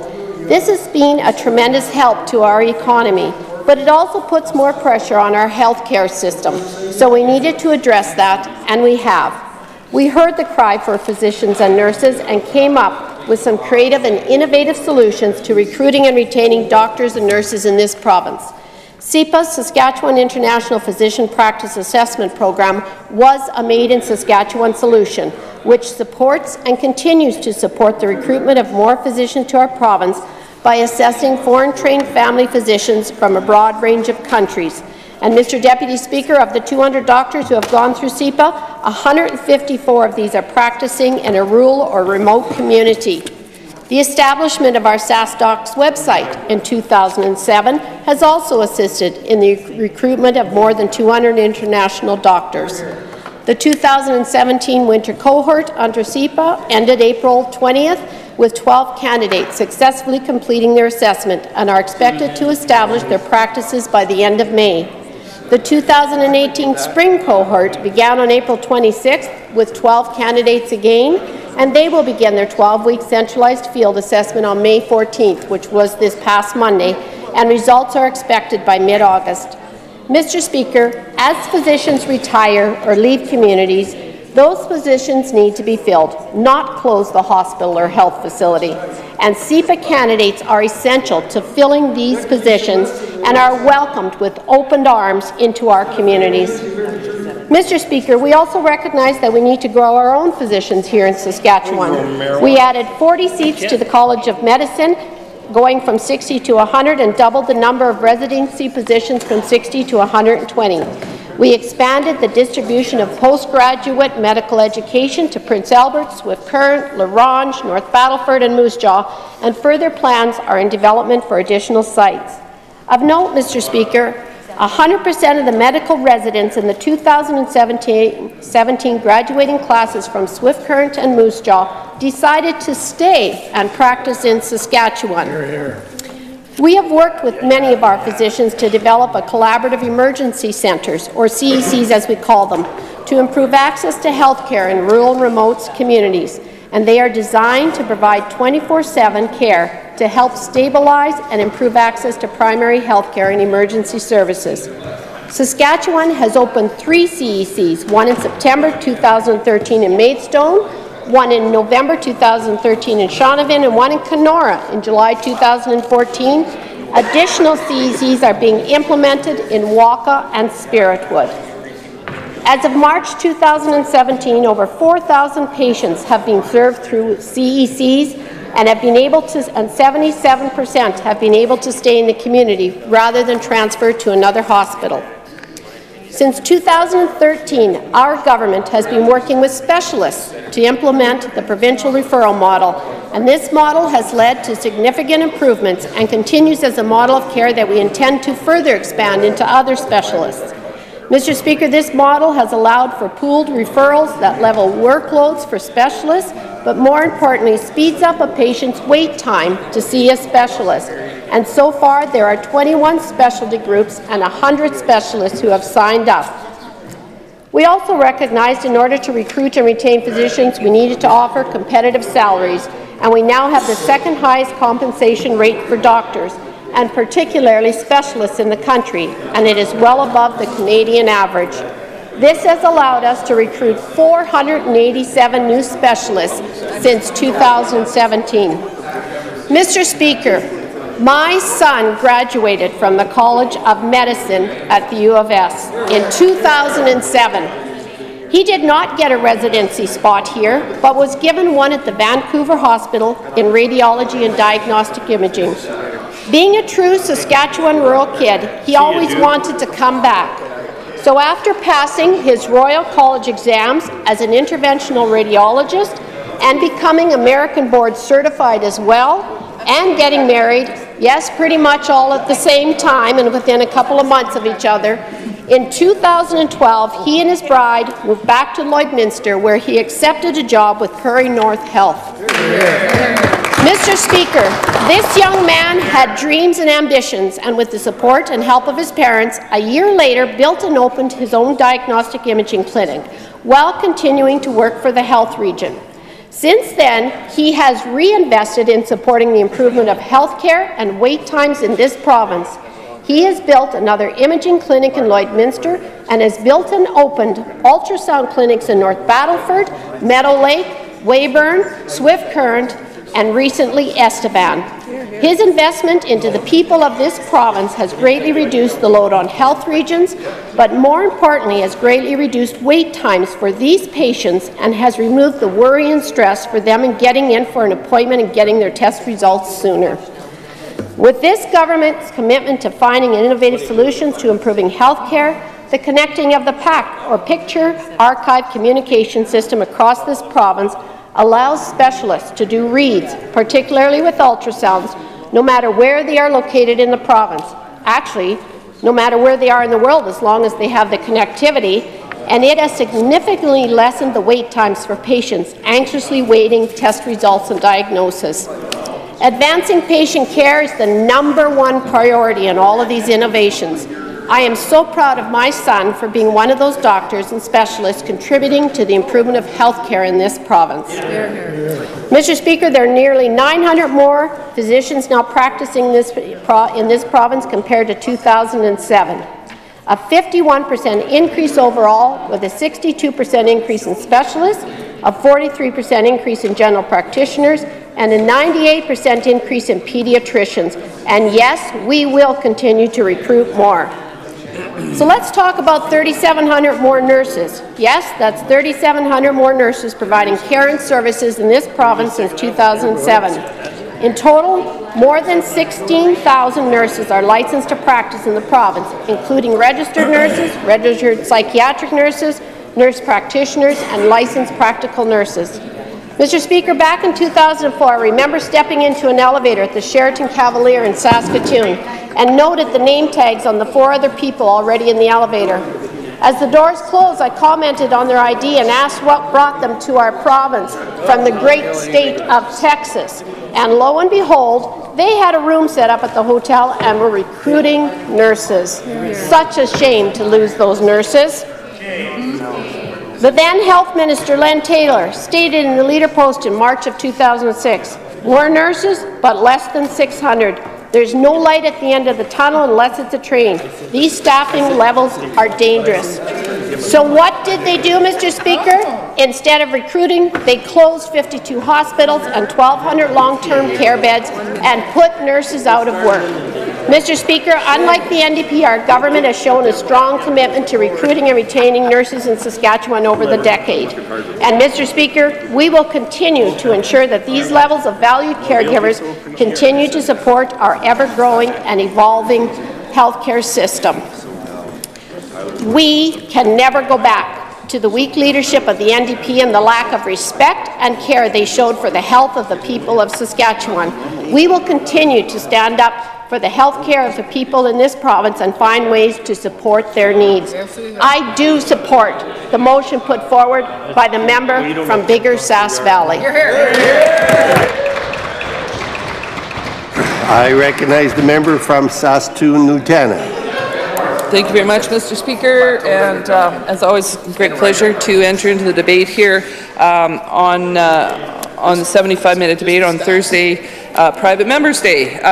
We only, I don't know how many more we'll have this session, so I'm really happy to be able to enter into the debate. The member for Bigger Sass Valley was talking about the number of nurses that have been hired. I know that when you look at Sun's records in the last 10 years, there's 1,000 nurses that have been hired. We don't have the numbers on LPNs, but I think it would be helpful to get that number too, because if you say 3,700, really you could say that as far as registered nurses, the number is actually 1,000, and I think that's something that needs to be looked at, Mr. Speaker. Now, it's interesting when you see the Sask Party crowing and bragging about the things they've done. I have to quote one of our press gallery here, the new president of the Saskatchewan Press Gallery Association, actually, Mr. David Fraser, and he pointed out in his, he has a running article called Under the Dome, and this is one that came out recently in May.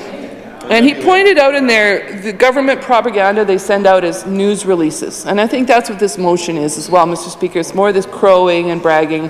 And this government has a habit of doing that. And what David Fraser said, quote, "The Premier's office sent out a press release bragging about the increase in number of nurses in the province under a Sask Party government. Another instance, it was bragging about the number of doctors hired since coming into power.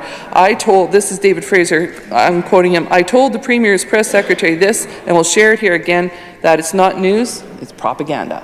Mr. Speaker, so when you have the chair of the Canadian or Saskatchewan Press Gallery Association, President, pointing that out, and congratulations to him for his new appointment, and again, I guess thanks to Karen Breer for carrying that role for so many years. I think this government needs to pay attention to what the press is observing about their propaganda. And yet, again, we see it here in the 75-minute debate, Mr. Speaker. Are there not better things that we could debate about instead of just arguing about government propaganda? I mean, the 75-minute debate is an opportunity to engage in real, meaningful discussions about things like mental health, Mr. Speaker, which we did last week. But now we see more of the propaganda, spin machine, putting it out, and I think it's something that we need to be really concerned about. Now, when I first got elected, this was back in 2011, November of 2011, and I think the Sask Party had this health minister that was very, very engaged in the surgical wait times initiative. And I have a quote here from, I think this is 2000, I want to find the right one.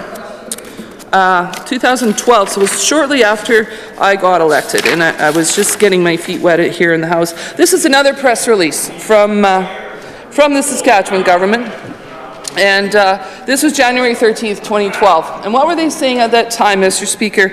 They were talking about health care, and they had a very able health minister at the time, the member from Indian Head Milestone. He was very vocal and very determined to talk about surgical wait times. I remember him in the House often, and I think you'll remember too, Mr. Speaker, that health minister really made a real effort to get that issue out in front and center. He did have some results too, Mr. Speaker. There was a number of millions of dollars invested in those surgical wait times, so he delivered.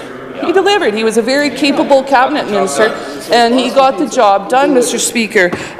They promised that all people would have access to a specialist in diagnostics within 1 week. So in addition to reducing surgical wait times, there was a promise made by this government that all, I'm going to say this again, it's a quote from their press release, all people will have access to a specialist in diagnostics within 1 week.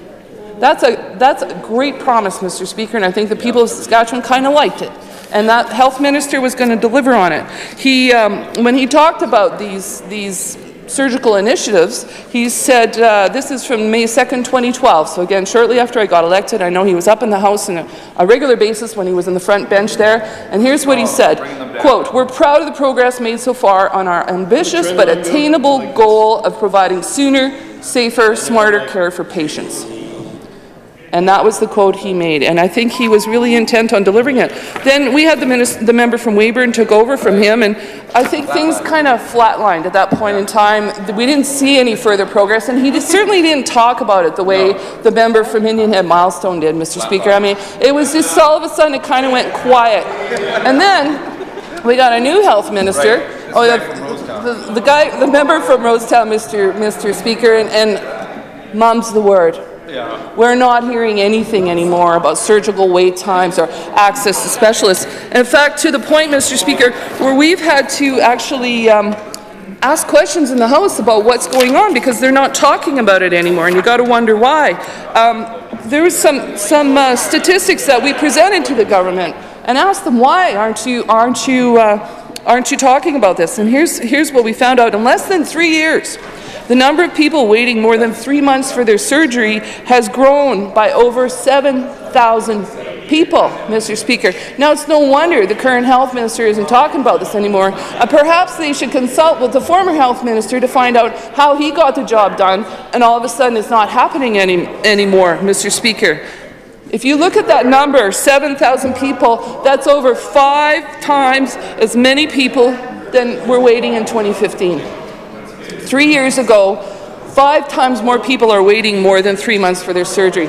So all of that big talk from 2011, 2012, and of course, you know, the member from Estevan, when he was the Minister for Health, he didn't talk a whole lot about surgical wait times.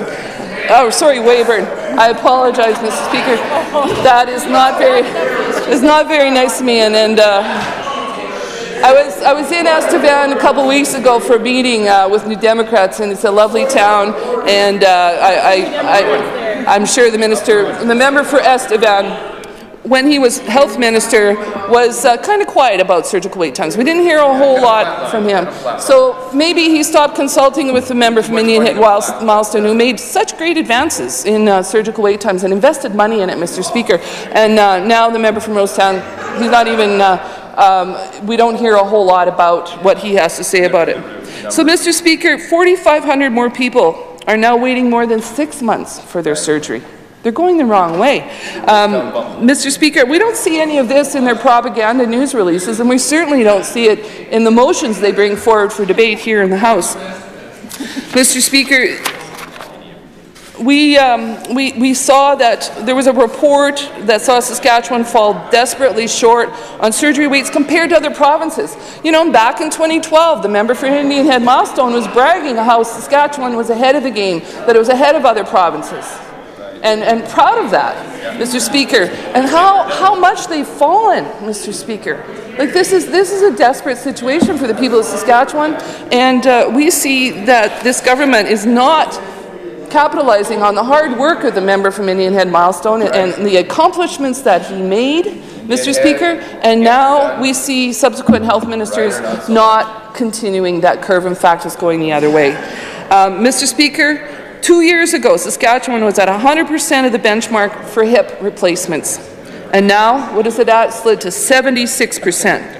That's a whole quarter, 25% that it slid. For knee replacements, Mr. Speaker, the province was at 99% of the benchmark, and in only 2 short years, that's gone down to 61%. So, Mr. Speaker, we're falling below the national average on several benchmarks, just on surgical wait times. The other issue, of course, and we've raised it here in the House, and we talked about it last week in our debate on mental health, which is an important and critical part of our system. And there we found out that children who need psychological support are stuck on waiting lists for years. And we know with the suicide crisis that we have occurring in our province, in the north in particular, it's impacting other areas. And we have our surgical, our counselors and psychologists, and they're identifying these lengthy wait times. We see lack of services for children who are suffering from mental illness, and those are things that we don't see in the government propaganda for obvious reasons, Mr. Speaker.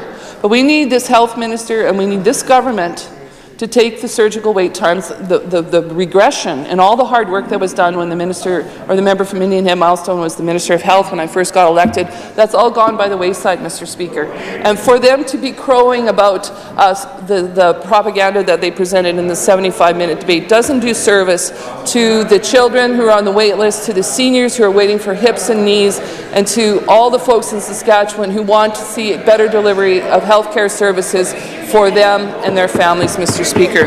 So I won't be supporting the motion. Surprise, surprise. I recognize the member from Cypress Hills. Mr. Speaker, it is my privilege to stand in front of you, this government, and the people of Saskatchewan to speak on health care within the province. Specifically, my support on the government's role in continuing to create innovative solutions to recruiting and retaining physicians and nurses in rural and remote areas. Mr. Speaker, our government has been a leader in the field of health care since we took office in 2007. Our government has shown that not only does urban care centres benefit, but also those in rural and remote areas in this province. Mr. Speaker, we have made significant improvements towards creating creating facilities, providing innovative services, and recruiting healthcare professionals throughout the rural and remote areas of the province. Mr. Speaker, our government has implemented collaborative emergency centres to provide services in communities such as Shaunavon, Kenora, and Maidstone. This collaborative emergency centres provide 24/7 care to their communities, helping improve and stabilize primary health care and emergency services in rural communities. Since March 2017, over 4,000 patients have been seen at these collaborative emergency centres, with 77% of them being able to have their care provided at local clinics rather than being transferred to other clinics or hospitals. Mr. Speaker, in the area of physician recruitment for our province, the numbers speak for themselves. There was a 51% increase in physicians from the previous government's time in office. That's nearly 900 more licensed physicians. It's not only physicians since 2007. The numbers of specialists in Saskatchewan have grown up by 62%. Looking more specifically at rural and remote physician recruitment, there is no shortage of programs aimed to ensure citizens have access to health care professionals in their communities.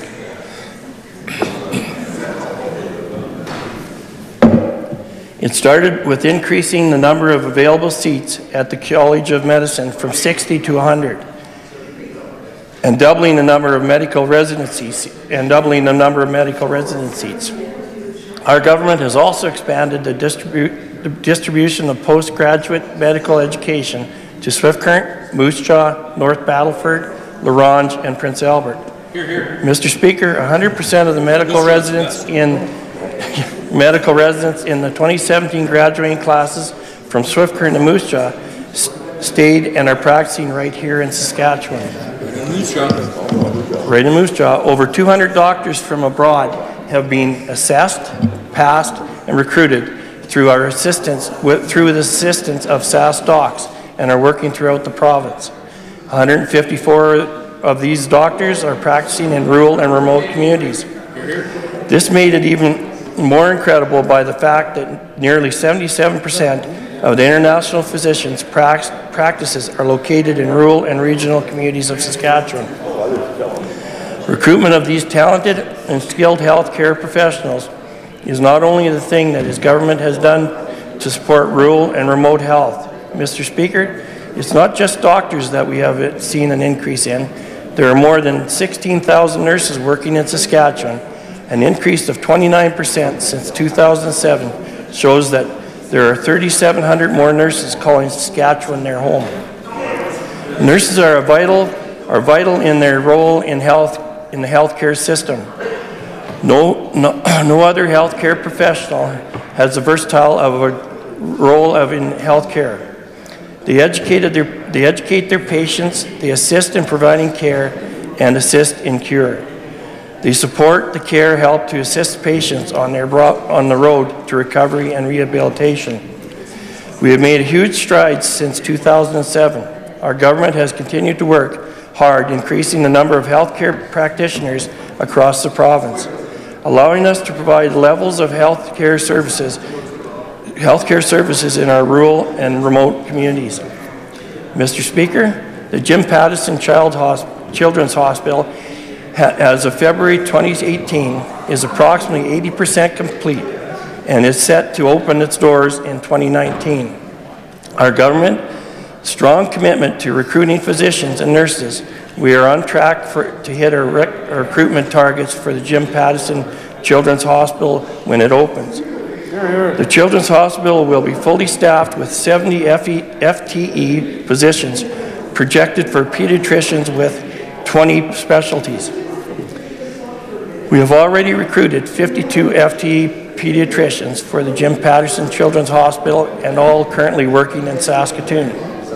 Mr. Speaker, our province has seen a 79% increase in pediatricians practicing in Saskatchewan since 2007. Saskatchewan has the second highest compensation rates for specialties in the country, allowing us to recruit 487 new specialists since 2007, an increase of 62%. Our government has been working with specialists to implement a provincial referral model. The provincial referral model has aspects that will lead to significant improvements and continues to ensure that there is a model of care that will attend to future expanded into our specialties. Mr. Speaker, the pooled referrals level of the workloads for specialists and allows the patients to be seen by the next available specialist. 100 specialists and 21 specialty groups have signed up to be part of the provincial referral model. They have seen a wait time reduction ranging from 40 to 80% with the help of the provincial referral model. The model also standardized referral forms, consult letters to ensure that all the information is given to the specialist and referring general practitioners and nothing gets missed. The model will coordinate diagnostics tests to ensure that the lab and the imaging results automatically accompany referrals to specialists. Specialized assessments and triage ensures that patients are seen according to their needs. Currently, the provincial referral model is being implemented in Saskatoon's children to improve wait times for patients.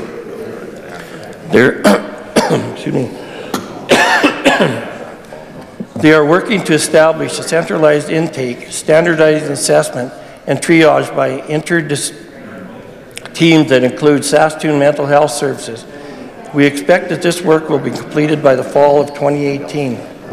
The Minister continues to work with the specialists who are willing to implement pooled referrals and other aspects to the provincial referral model into their practice. Mr. Speaker, because of the continued diligent work done by this government since 2007, our government has kept our promise to continue to show strong commitment to create innovative solutions to recruit and retain physicians and nurses in our rural and remote communities in Saskatchewan. I would like to make the following motion that this Assembly support the continued efforts of government to continue their ongoing efforts to recruit physicians and nurses and to stabilize hospital services in rural and remote communities. Thank you.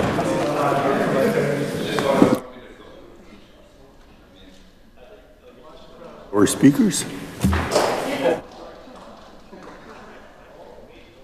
I recognize member from Regina Rosemont.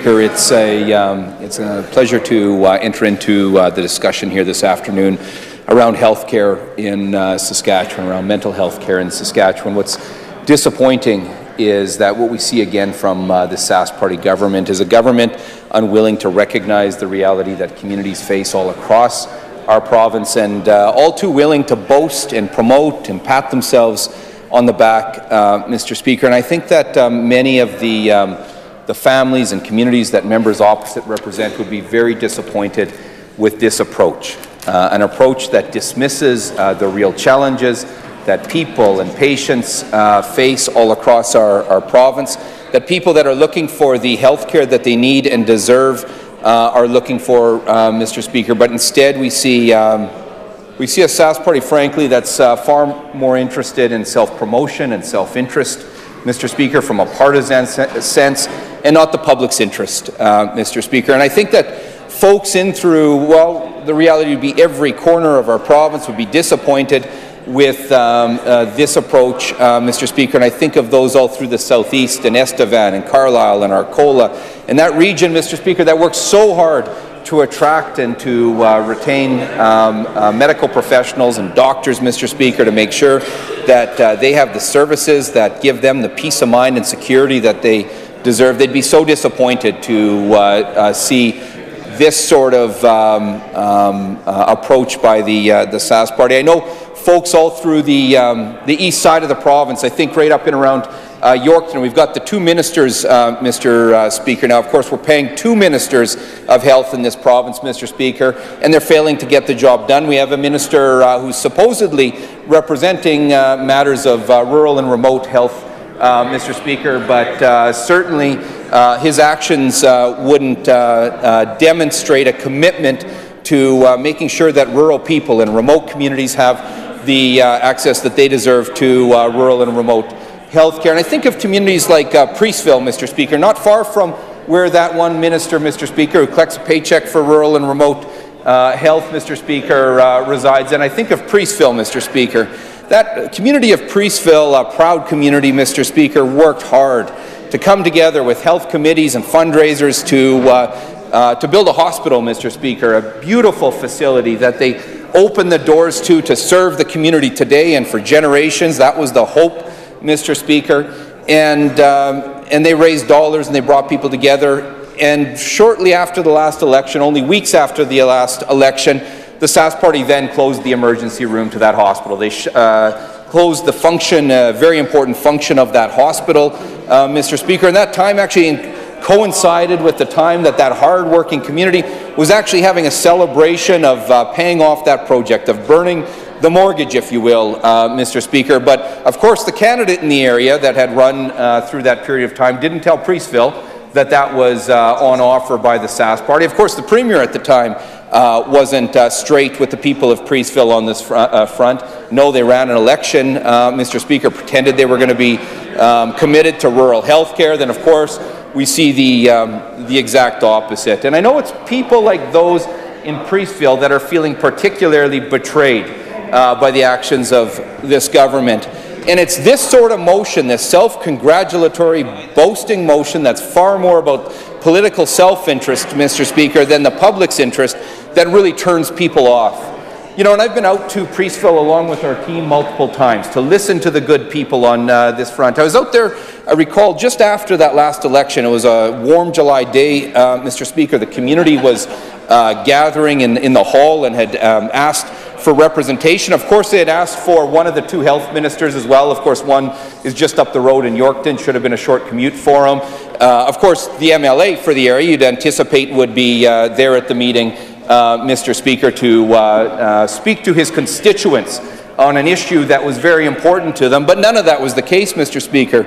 So I entered a room that night, hundreds of people, good people from the region that are committed to that hospital were there, but no local MLA. Not an MLA in sight, Mr. Speaker, from the Sask Party. Not the MLA, not the Premier who had been invited, not the Health Minister from Weyburn, Mr. Speaker, not the other Health Minister from Yorkton, a short commute up the road. And this is the kind of treatment that Saskatchewan people in rural and remote communities are growing accustomed to. We see that same sort of glossing over and dismissal of the reality impacting communities like Tisdale and La Ronge, Mr. Speaker. We see it in every corner of the province. We see a government that is failing to recognize the incredible crisis that we face when it comes to mental health and addictions services in this province, a failure to recognize that far too many people in our province are suffering in silence. Far too many people being left without the services and supports that they need when they ask for help, Mr. Speaker, and we're leaving people and families and kids all across our community in very vulnerable situations. We're placing them at risk because of the failure to recognize and act on the crisis that is mental health and addiction services in our province today.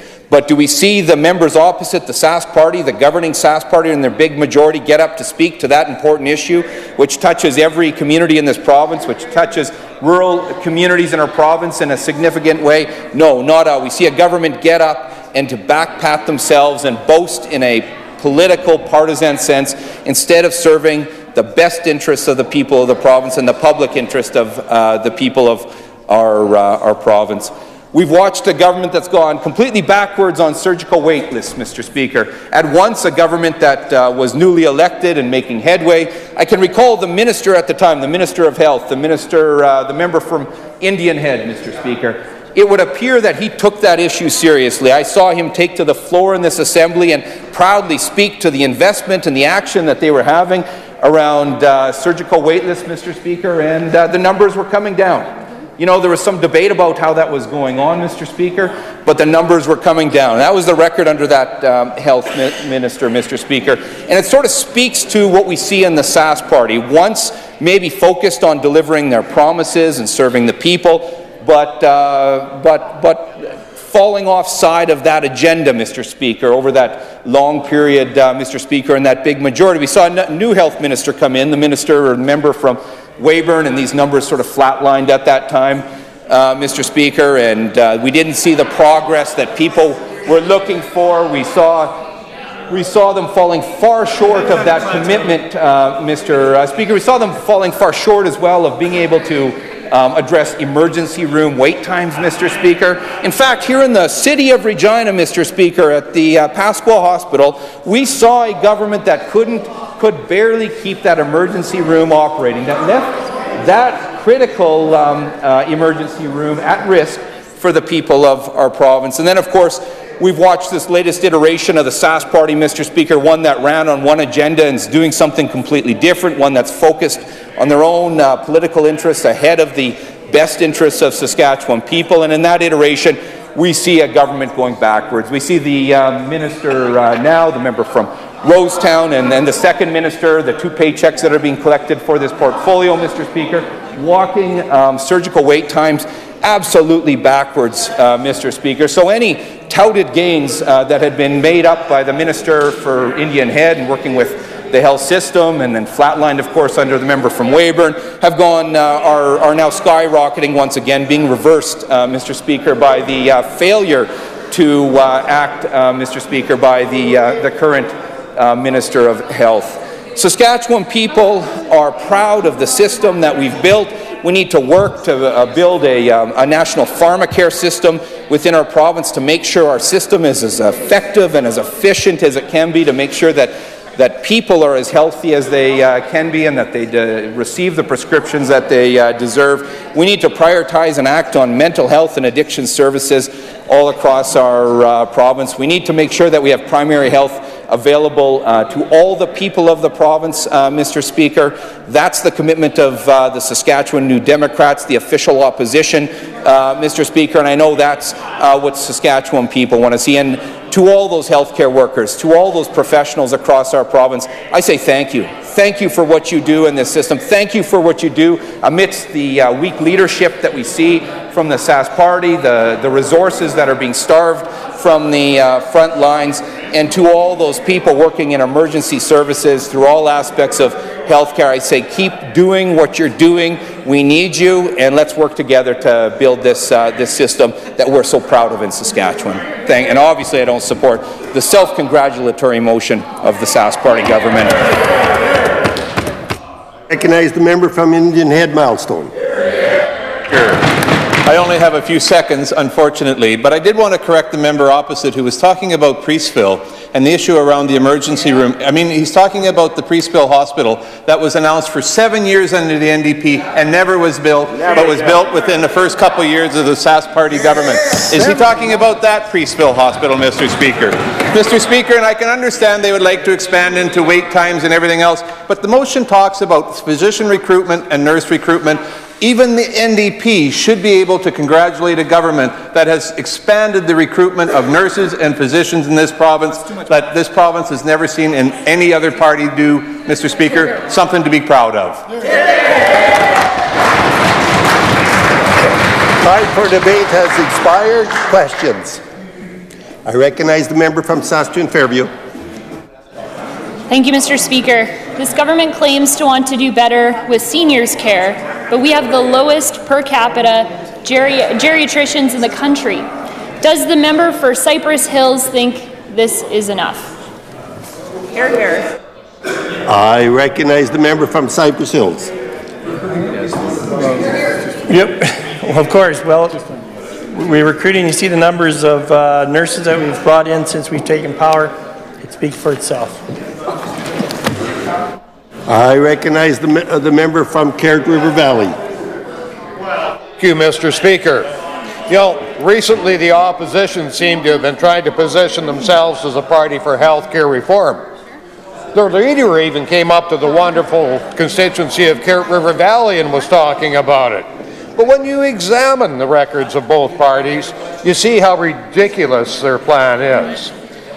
In this government's time on this side of the House, we've increased nurses by 29%, doctors by 51%, shortened wait times drastically, and built new hospitals, including Children's Hospital. Think of what happened under the NDP. The members opposite closed 52 hospitals, understaffed them, and had among the longest wait times in all of Canada. Mr. Speaker, this question is for the member from Saskatoon-Nutana. How can you possibly think the public will believe your rhetoric on this file, given your record? I recognize the member from Saskatoon-Nutana. It's more than humorous that you have a member from that side getting up asking about rhetoric when we see the press critiquing them for all the propaganda that they're putting out. And this entire question is exactly that. It's propaganda, Mr. Speaker, and self-congratulations. What I wish we could see is, again, a minister like the one from Indian Head Milestone who actually made actual progress in reducing wait times. And then since then, you know, we haven't seen that progress. The people of Saskatchewan deserve better. And instead of putting silly, rhetorical, propagandistic questions in the 75-minute debate, Mr. Speaker, perhaps they should focus some energy on those surgical wait times. I recognize the member from Regina Douglas Park. Mr. Deputy Speaker, my question is to the member for Cypress Hills. Does he think it's acceptable that children are waiting up to 2 years to see a child psychiatrist? I recognize the member from Cypress Hills. That's a good question. Of course not. We're working on it with the Children's Hospital in Saskatoon's being in next year, 2019, is going to be open. Hopefully we can take care of a lot of those services that need to be delivered. Thank you.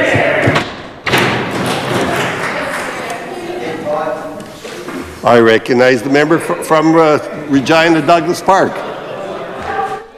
Thank you, Mr. Deputy Speaker. I'm curious to know if does the member for Bigger Sask Valley think his government should be bragging about historical numbers when we are currently off track to staff the Children's Hospital?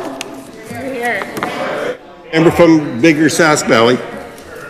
Thank you for the question. Well, I think it's very important to go back and look at the record of the former NDP government. As I said in my comments, you know, Saskatchewan under the NDP lost 450 nurses, 173 doctors between 2001 and 2006.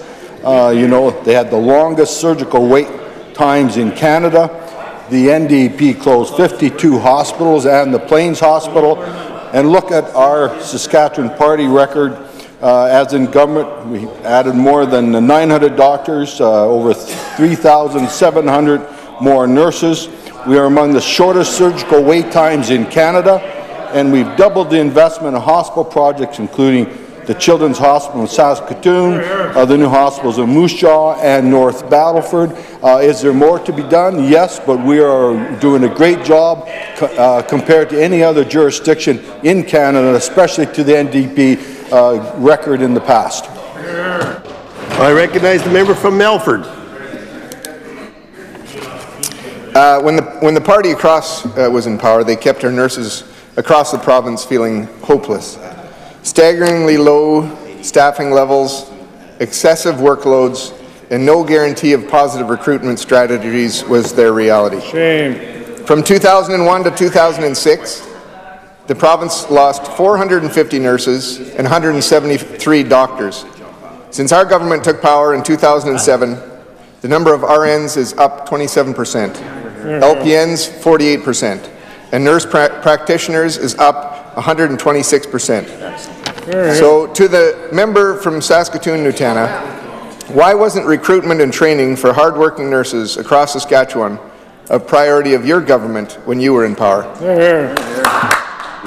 I recognize the member from Saskatoon-Nutana.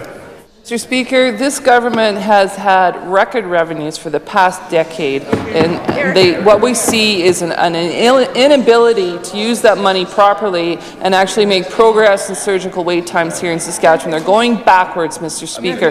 And if you looked at any of the news stories, I saw one just the other day about burnout.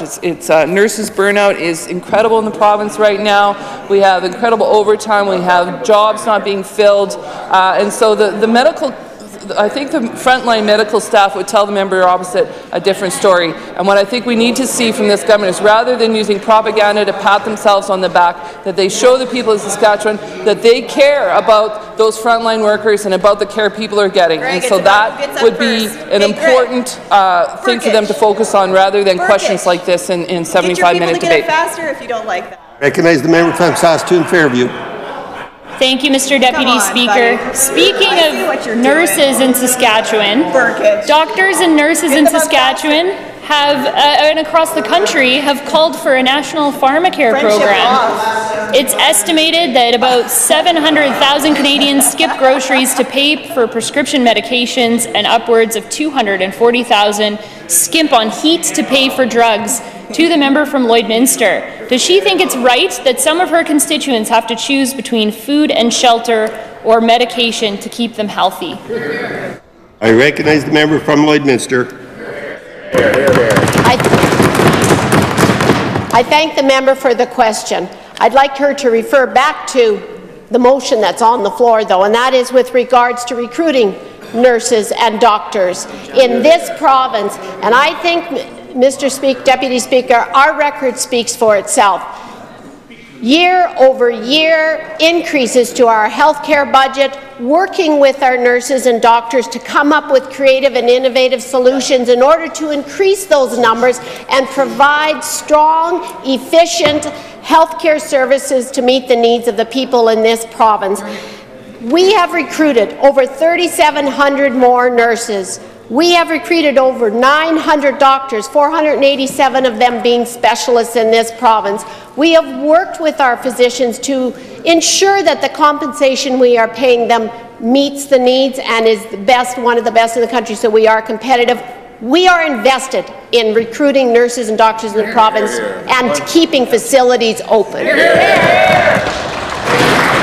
I recognize the member from Kindersley.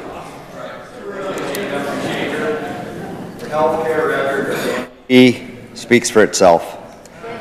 Physician shortages, overwhelmed and overworked nurses, no proper recruitment tools or plans to fix the problem, 52 hospitals closed, 1,200 long-term care beds eliminated, a true decline in the healthcare system for Saskatchewan families since prior to 2007. To the member from Saskatoon-Nutana, setting aside the divided and inconsistent opinions of your leader, can you agree that this government's recruitment efforts in medical services have been a contributing factor in the growth of this province since 2007? I recognize the member from Saskatoon-Nutana. Mr. Speaker, when I think about my hometown and the hospital and the home care that's now replaced the hospital, I'm so happy that my mother, who's now a level 4 care patient in the La Flèche care home, is receiving excellent care in her hometown, and I think that is something I'm really proud of, that the changes that were made for my home community, and a beautiful new facility, Mr. Speaker, and she's getting excellent care. And so there are frontline workers that are doing an excellent job in our healthcare system, and we know that they're stressed, we know that they're burned out, and these are the things this government should be focusing on. They're too retrospective. They should be looking forward to ensuring that the people of Saskatchewan, and like my mother, are getting the care they need, that there aren't long waiting lists for surgery, there aren't long waiting lists for child psychiatrists, Mr. Speaker, and that's the focus that this government should have, rather than what we see the members opposite saying today. Time for questions time for the 75-minute debate has expired.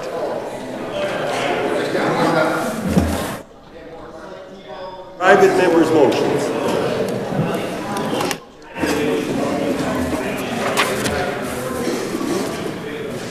Motion for Bill number 606, the Election Fairness and Accountability Act 2017. Mr. Witherspoon.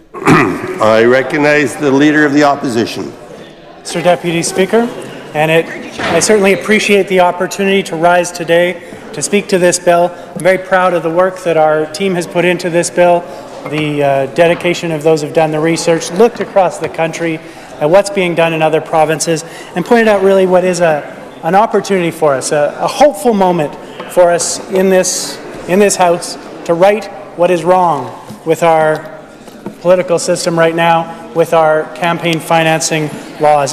Mr. Speaker, we are an outlier across the country, the only province with the types of rules that we see, with no limits on corporate donations, no limits on out-of-province donations, a complete free-for-all on individual donations. Wow. It's really disturbing to see us so outside of the norm, but this is it's not a new problem, Mr. Deputy Speaker. It's something that has been a long-standing problem in this province and in this profession.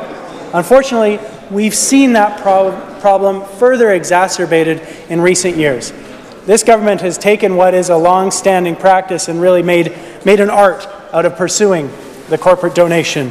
Mr. Speaker, they've done so with policies that benefit large corporations much more than they benefit the people of Saskatchewan. And they've done so by traveling off to Calgary and other parts of the country, giving speeches and pursuing those political donations. We even saw during the Sask Party leadership race, one of their members go to another province and have a fundraiser for his Sask Party leadership campaign. Mr. Speaker, it's very strange for someone who's trying to represent the people of this province. And, you know, Mr. Speaker, we're talking about that practice of pursuing corporate donations and pursuing policies that benefit those who donate above the people of the province. And it's a practice that really causes us all a lot of damage. And there are numbers to this debate. We talk a lot about the number of dollars given, the millions of dollars in corporate donations to the Sask Party, millions of those dollars coming from out of province. We talk about the dollars that people pay to attend cash for access events, to have greater access to ministers. We talk about the number of contracts that have been granted to companies that donate to the government. And Mr. Speaker, we have, of course, the numbered companies that won't even declare what it is their business is, but they're happy to declare their support for the Sask Party, Mr. Speaker. But the fact of the matter is, and to the members opposite, the fact of the matter is, this is not a question of numbers. It's not a question of numbers. It's a question of trust. It's a question of trust. Do people look at us when we're here in our desks and when we're out in the community, they look at us and say, those are people that I trust, that we know that we've elected them to work for our best interests, to do what needs to be done, and to go into that work in an objective fashion. When we're doing the work that is part of this business, looking at how we interact with companies, how we interact with different stakeholders, that we're doing that through an objective lens, making sure that we're working always subject to the necessities of the people of the province, that we're keeping in mind what the real purpose of our work here is. Because the real purpose of our work is not to make any particular company wealthy or any particular sector successful. Our work is to make sure that we work for the health and well-being of the people of the province. The primary goal of what we're trying to do is to improve the quality of lives of everyone in this province. And I keep coming back to that health and well-being for a number of reasons, but one that's very particular to the debate we're having today. When we talk about the health field, and as you know, Mr. Deputy Speaker, I'm a family physician, and so I've had a chance to watch the way that this rolls out in that particular field. In that field, there's a long-standing practice where pharmaceutical companies will come around and offer gifts, offer things to the different practices, whether that's a small gift, a pen or a mug or a pad of paper, or whether it is a matter of something larger, inviting them to a dinner or a golf event, or even going so far as to have money coming in for signing up patients to a study, etc. All of these things are common practice, long-standing practice. And the studies show, Mr. Speaker, that the greater the degree of connection, the more that gift is, the more that we see influence on the behavior of people who are prescribing medications. And the reality is, the studies show that the bigger it is, the bigger the impact, but even small things, even that cup, even that mug, that pad of paper makes a difference into people's behavior. Gifts influence how we think about the relationship that we're in, Mr. Speaker. Even those small gifts influence behavior, which is no surprise. That's why they do it. The pharmaceutical companies are not out there handing out pens because they want our writing to be nicer, as much as most of us in the profession could use that help. Mr. Speaker, they're doing it because it will influence the decisions of the people in practice. They're more likely to prescribe the medications of the companies that have given something. Studies show that over and over again. And the fact of the matter is, that's why they do it. And the same is true for the companies that donate to the Sask Party. The reason they do it is because they believe it will influence the behavior of the members on the other side. They believe that it will result in policies that will benefit their business or in contracts that will benefit their business, Mr. Speaker. That's why they do it. That's why Synovus does it. That's why Encana does it. They're not doing it because they love the vision of this party. They're doing it because they see an opportunity to improve their own bottom line. And you know what? They're not doing anything wrong because they're following the rules. The problem is the rules.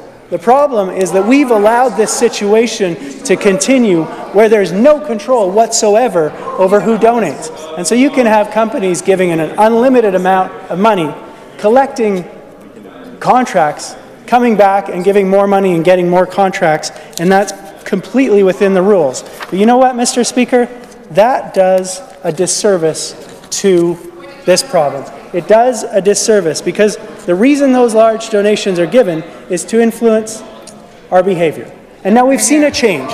We've seen in the practice of medicine there's been a real change in the approach to this.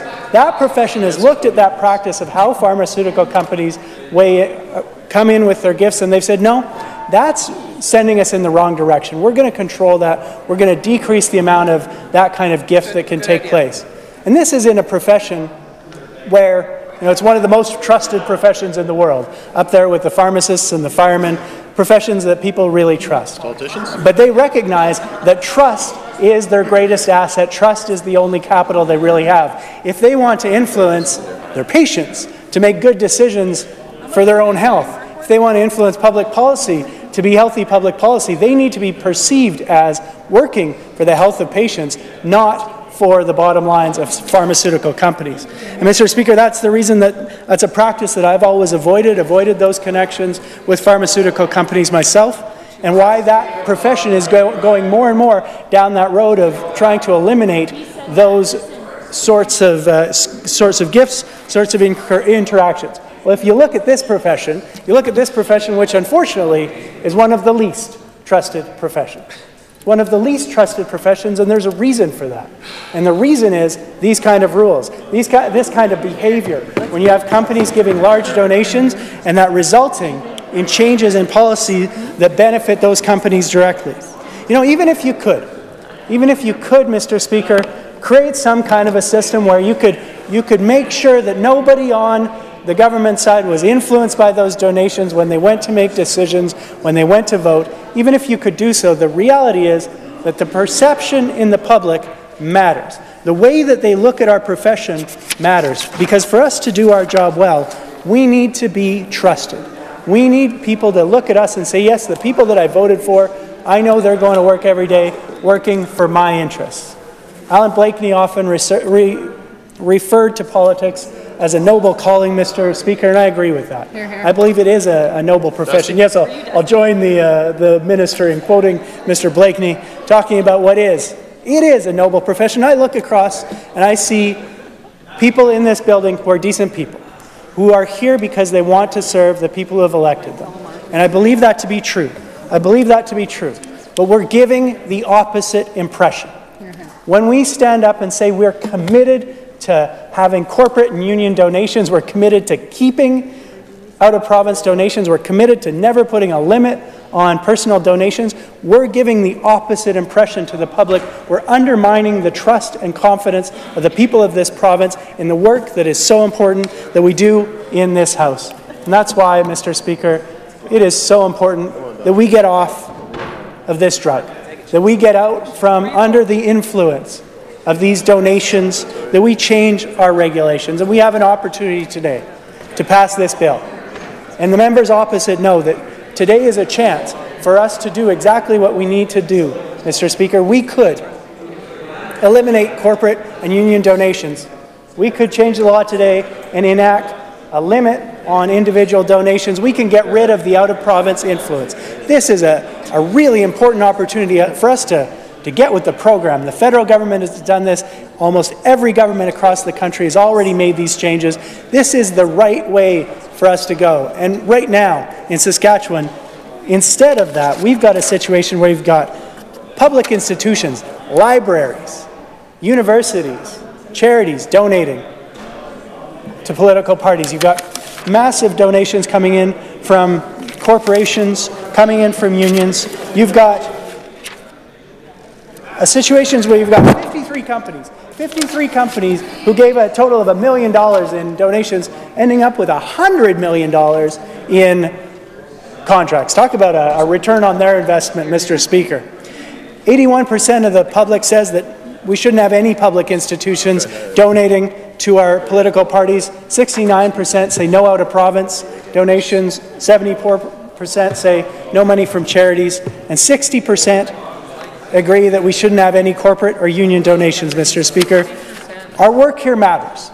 Our work here matters, and when we continue to have the type of a situation that we see today, with no regulations whatsoever of any real impact, that cheapens the work of everyone in this place. And today, and I look at the members across, and I say to you, members, you have a huge opportunity. These members have a huge opportunity today to stand up and do what's right. And I look at the folks in the back benches there, and I hope today that the Premier has given you the opportunity to take a free vote, to stand up and vote with your conscience. Because the people of the province are watching. They want to know if you're willing to stand up and do what's right, to get rid of the corporate and union donations, to do what we need to clean up this business, to reestablish the most important element, trust, Mr. Speaker. And I trust that the members here want to do what's right, and I ask them to join me and join the members today in supporting this bill. Thank you so much.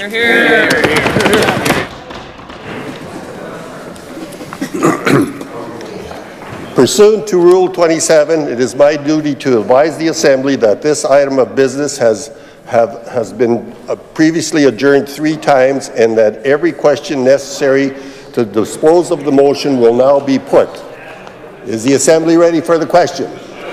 The question before the Assembly is a motion by the member from Saskatoon Centre that Bill 606, the Election, Fairness and Accountability Amendment Act 2017, be now read a second time. Is it the pleasure of the Assembly to adopt the motion? No. All those in favor, please say aye. Aye. All those opposed say no. No. I believe the noes have it. Call in the members.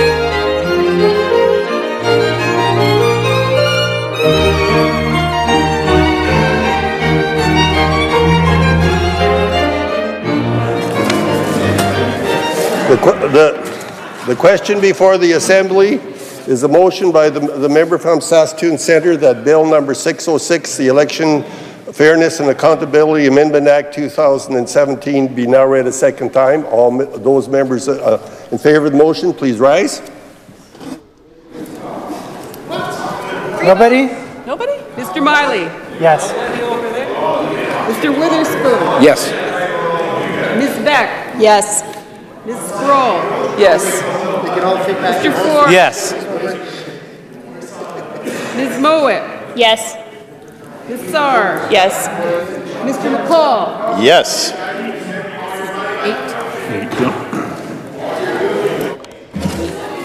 Those members opposed to the motion, please rise. We're committed. Mr. Moe? No. Mr. Merriman? No. Mr. Stewart? No. Mr. Ryder? No. Mr. Wyatt? No. Mr. Morgan? No. Mr. Duncan? No. Mr. Merritt? No. Mr. Hargrave? No. Mr. D'Outremont? No. Mr. Cox? No. Ms. Hepner? No. Mr. Kading? No. Mr. Makowski? No. Ms. Tell? No. Ms. Ayers? No. Mr. Burkett? No. Mr. Harrison? No. Mr. Ottenbright? No. Mr. Cheveldayoff? No. Mr. Weeks? No. Mr. Kirsch? No. Mr. Bradshaw? No. Mr. Fayez? No. Ms. Ross? No. Ms. Carr? No. Mr. Lawrence? No. Ms. Young? No. Ms. Wilson? No. Mr. McMorris? No. Mr. Mitchelson? No. Mr. Bonk? No. Mr. Doak? No. Mr. Steinley? Nope. Mr. Hindley? Nope. Mr. Dennis? No. Mr. Nerline? No. Mr. Steele? No. Mr. Tucker? No. Mr. Gowdy? No. Mr. Lawson? No. Mr. Francis? No. 42. Deputy Speaker, those in favor of the motion, 8. Those opposed, 42. I declare the motion lost. I recognize the Government House Leader. Mr. Speaker, so that members may get out and enjoy a long weekend with their families and have a good long weekend, I move that this House do now adjourn. The Government House Leader has moved that this House adjourns. Is it the pleasure of the Assembly to adopt the motion? Carried. This House stands adjourned until Tuesday, May the 22nd at 1:30 p.m.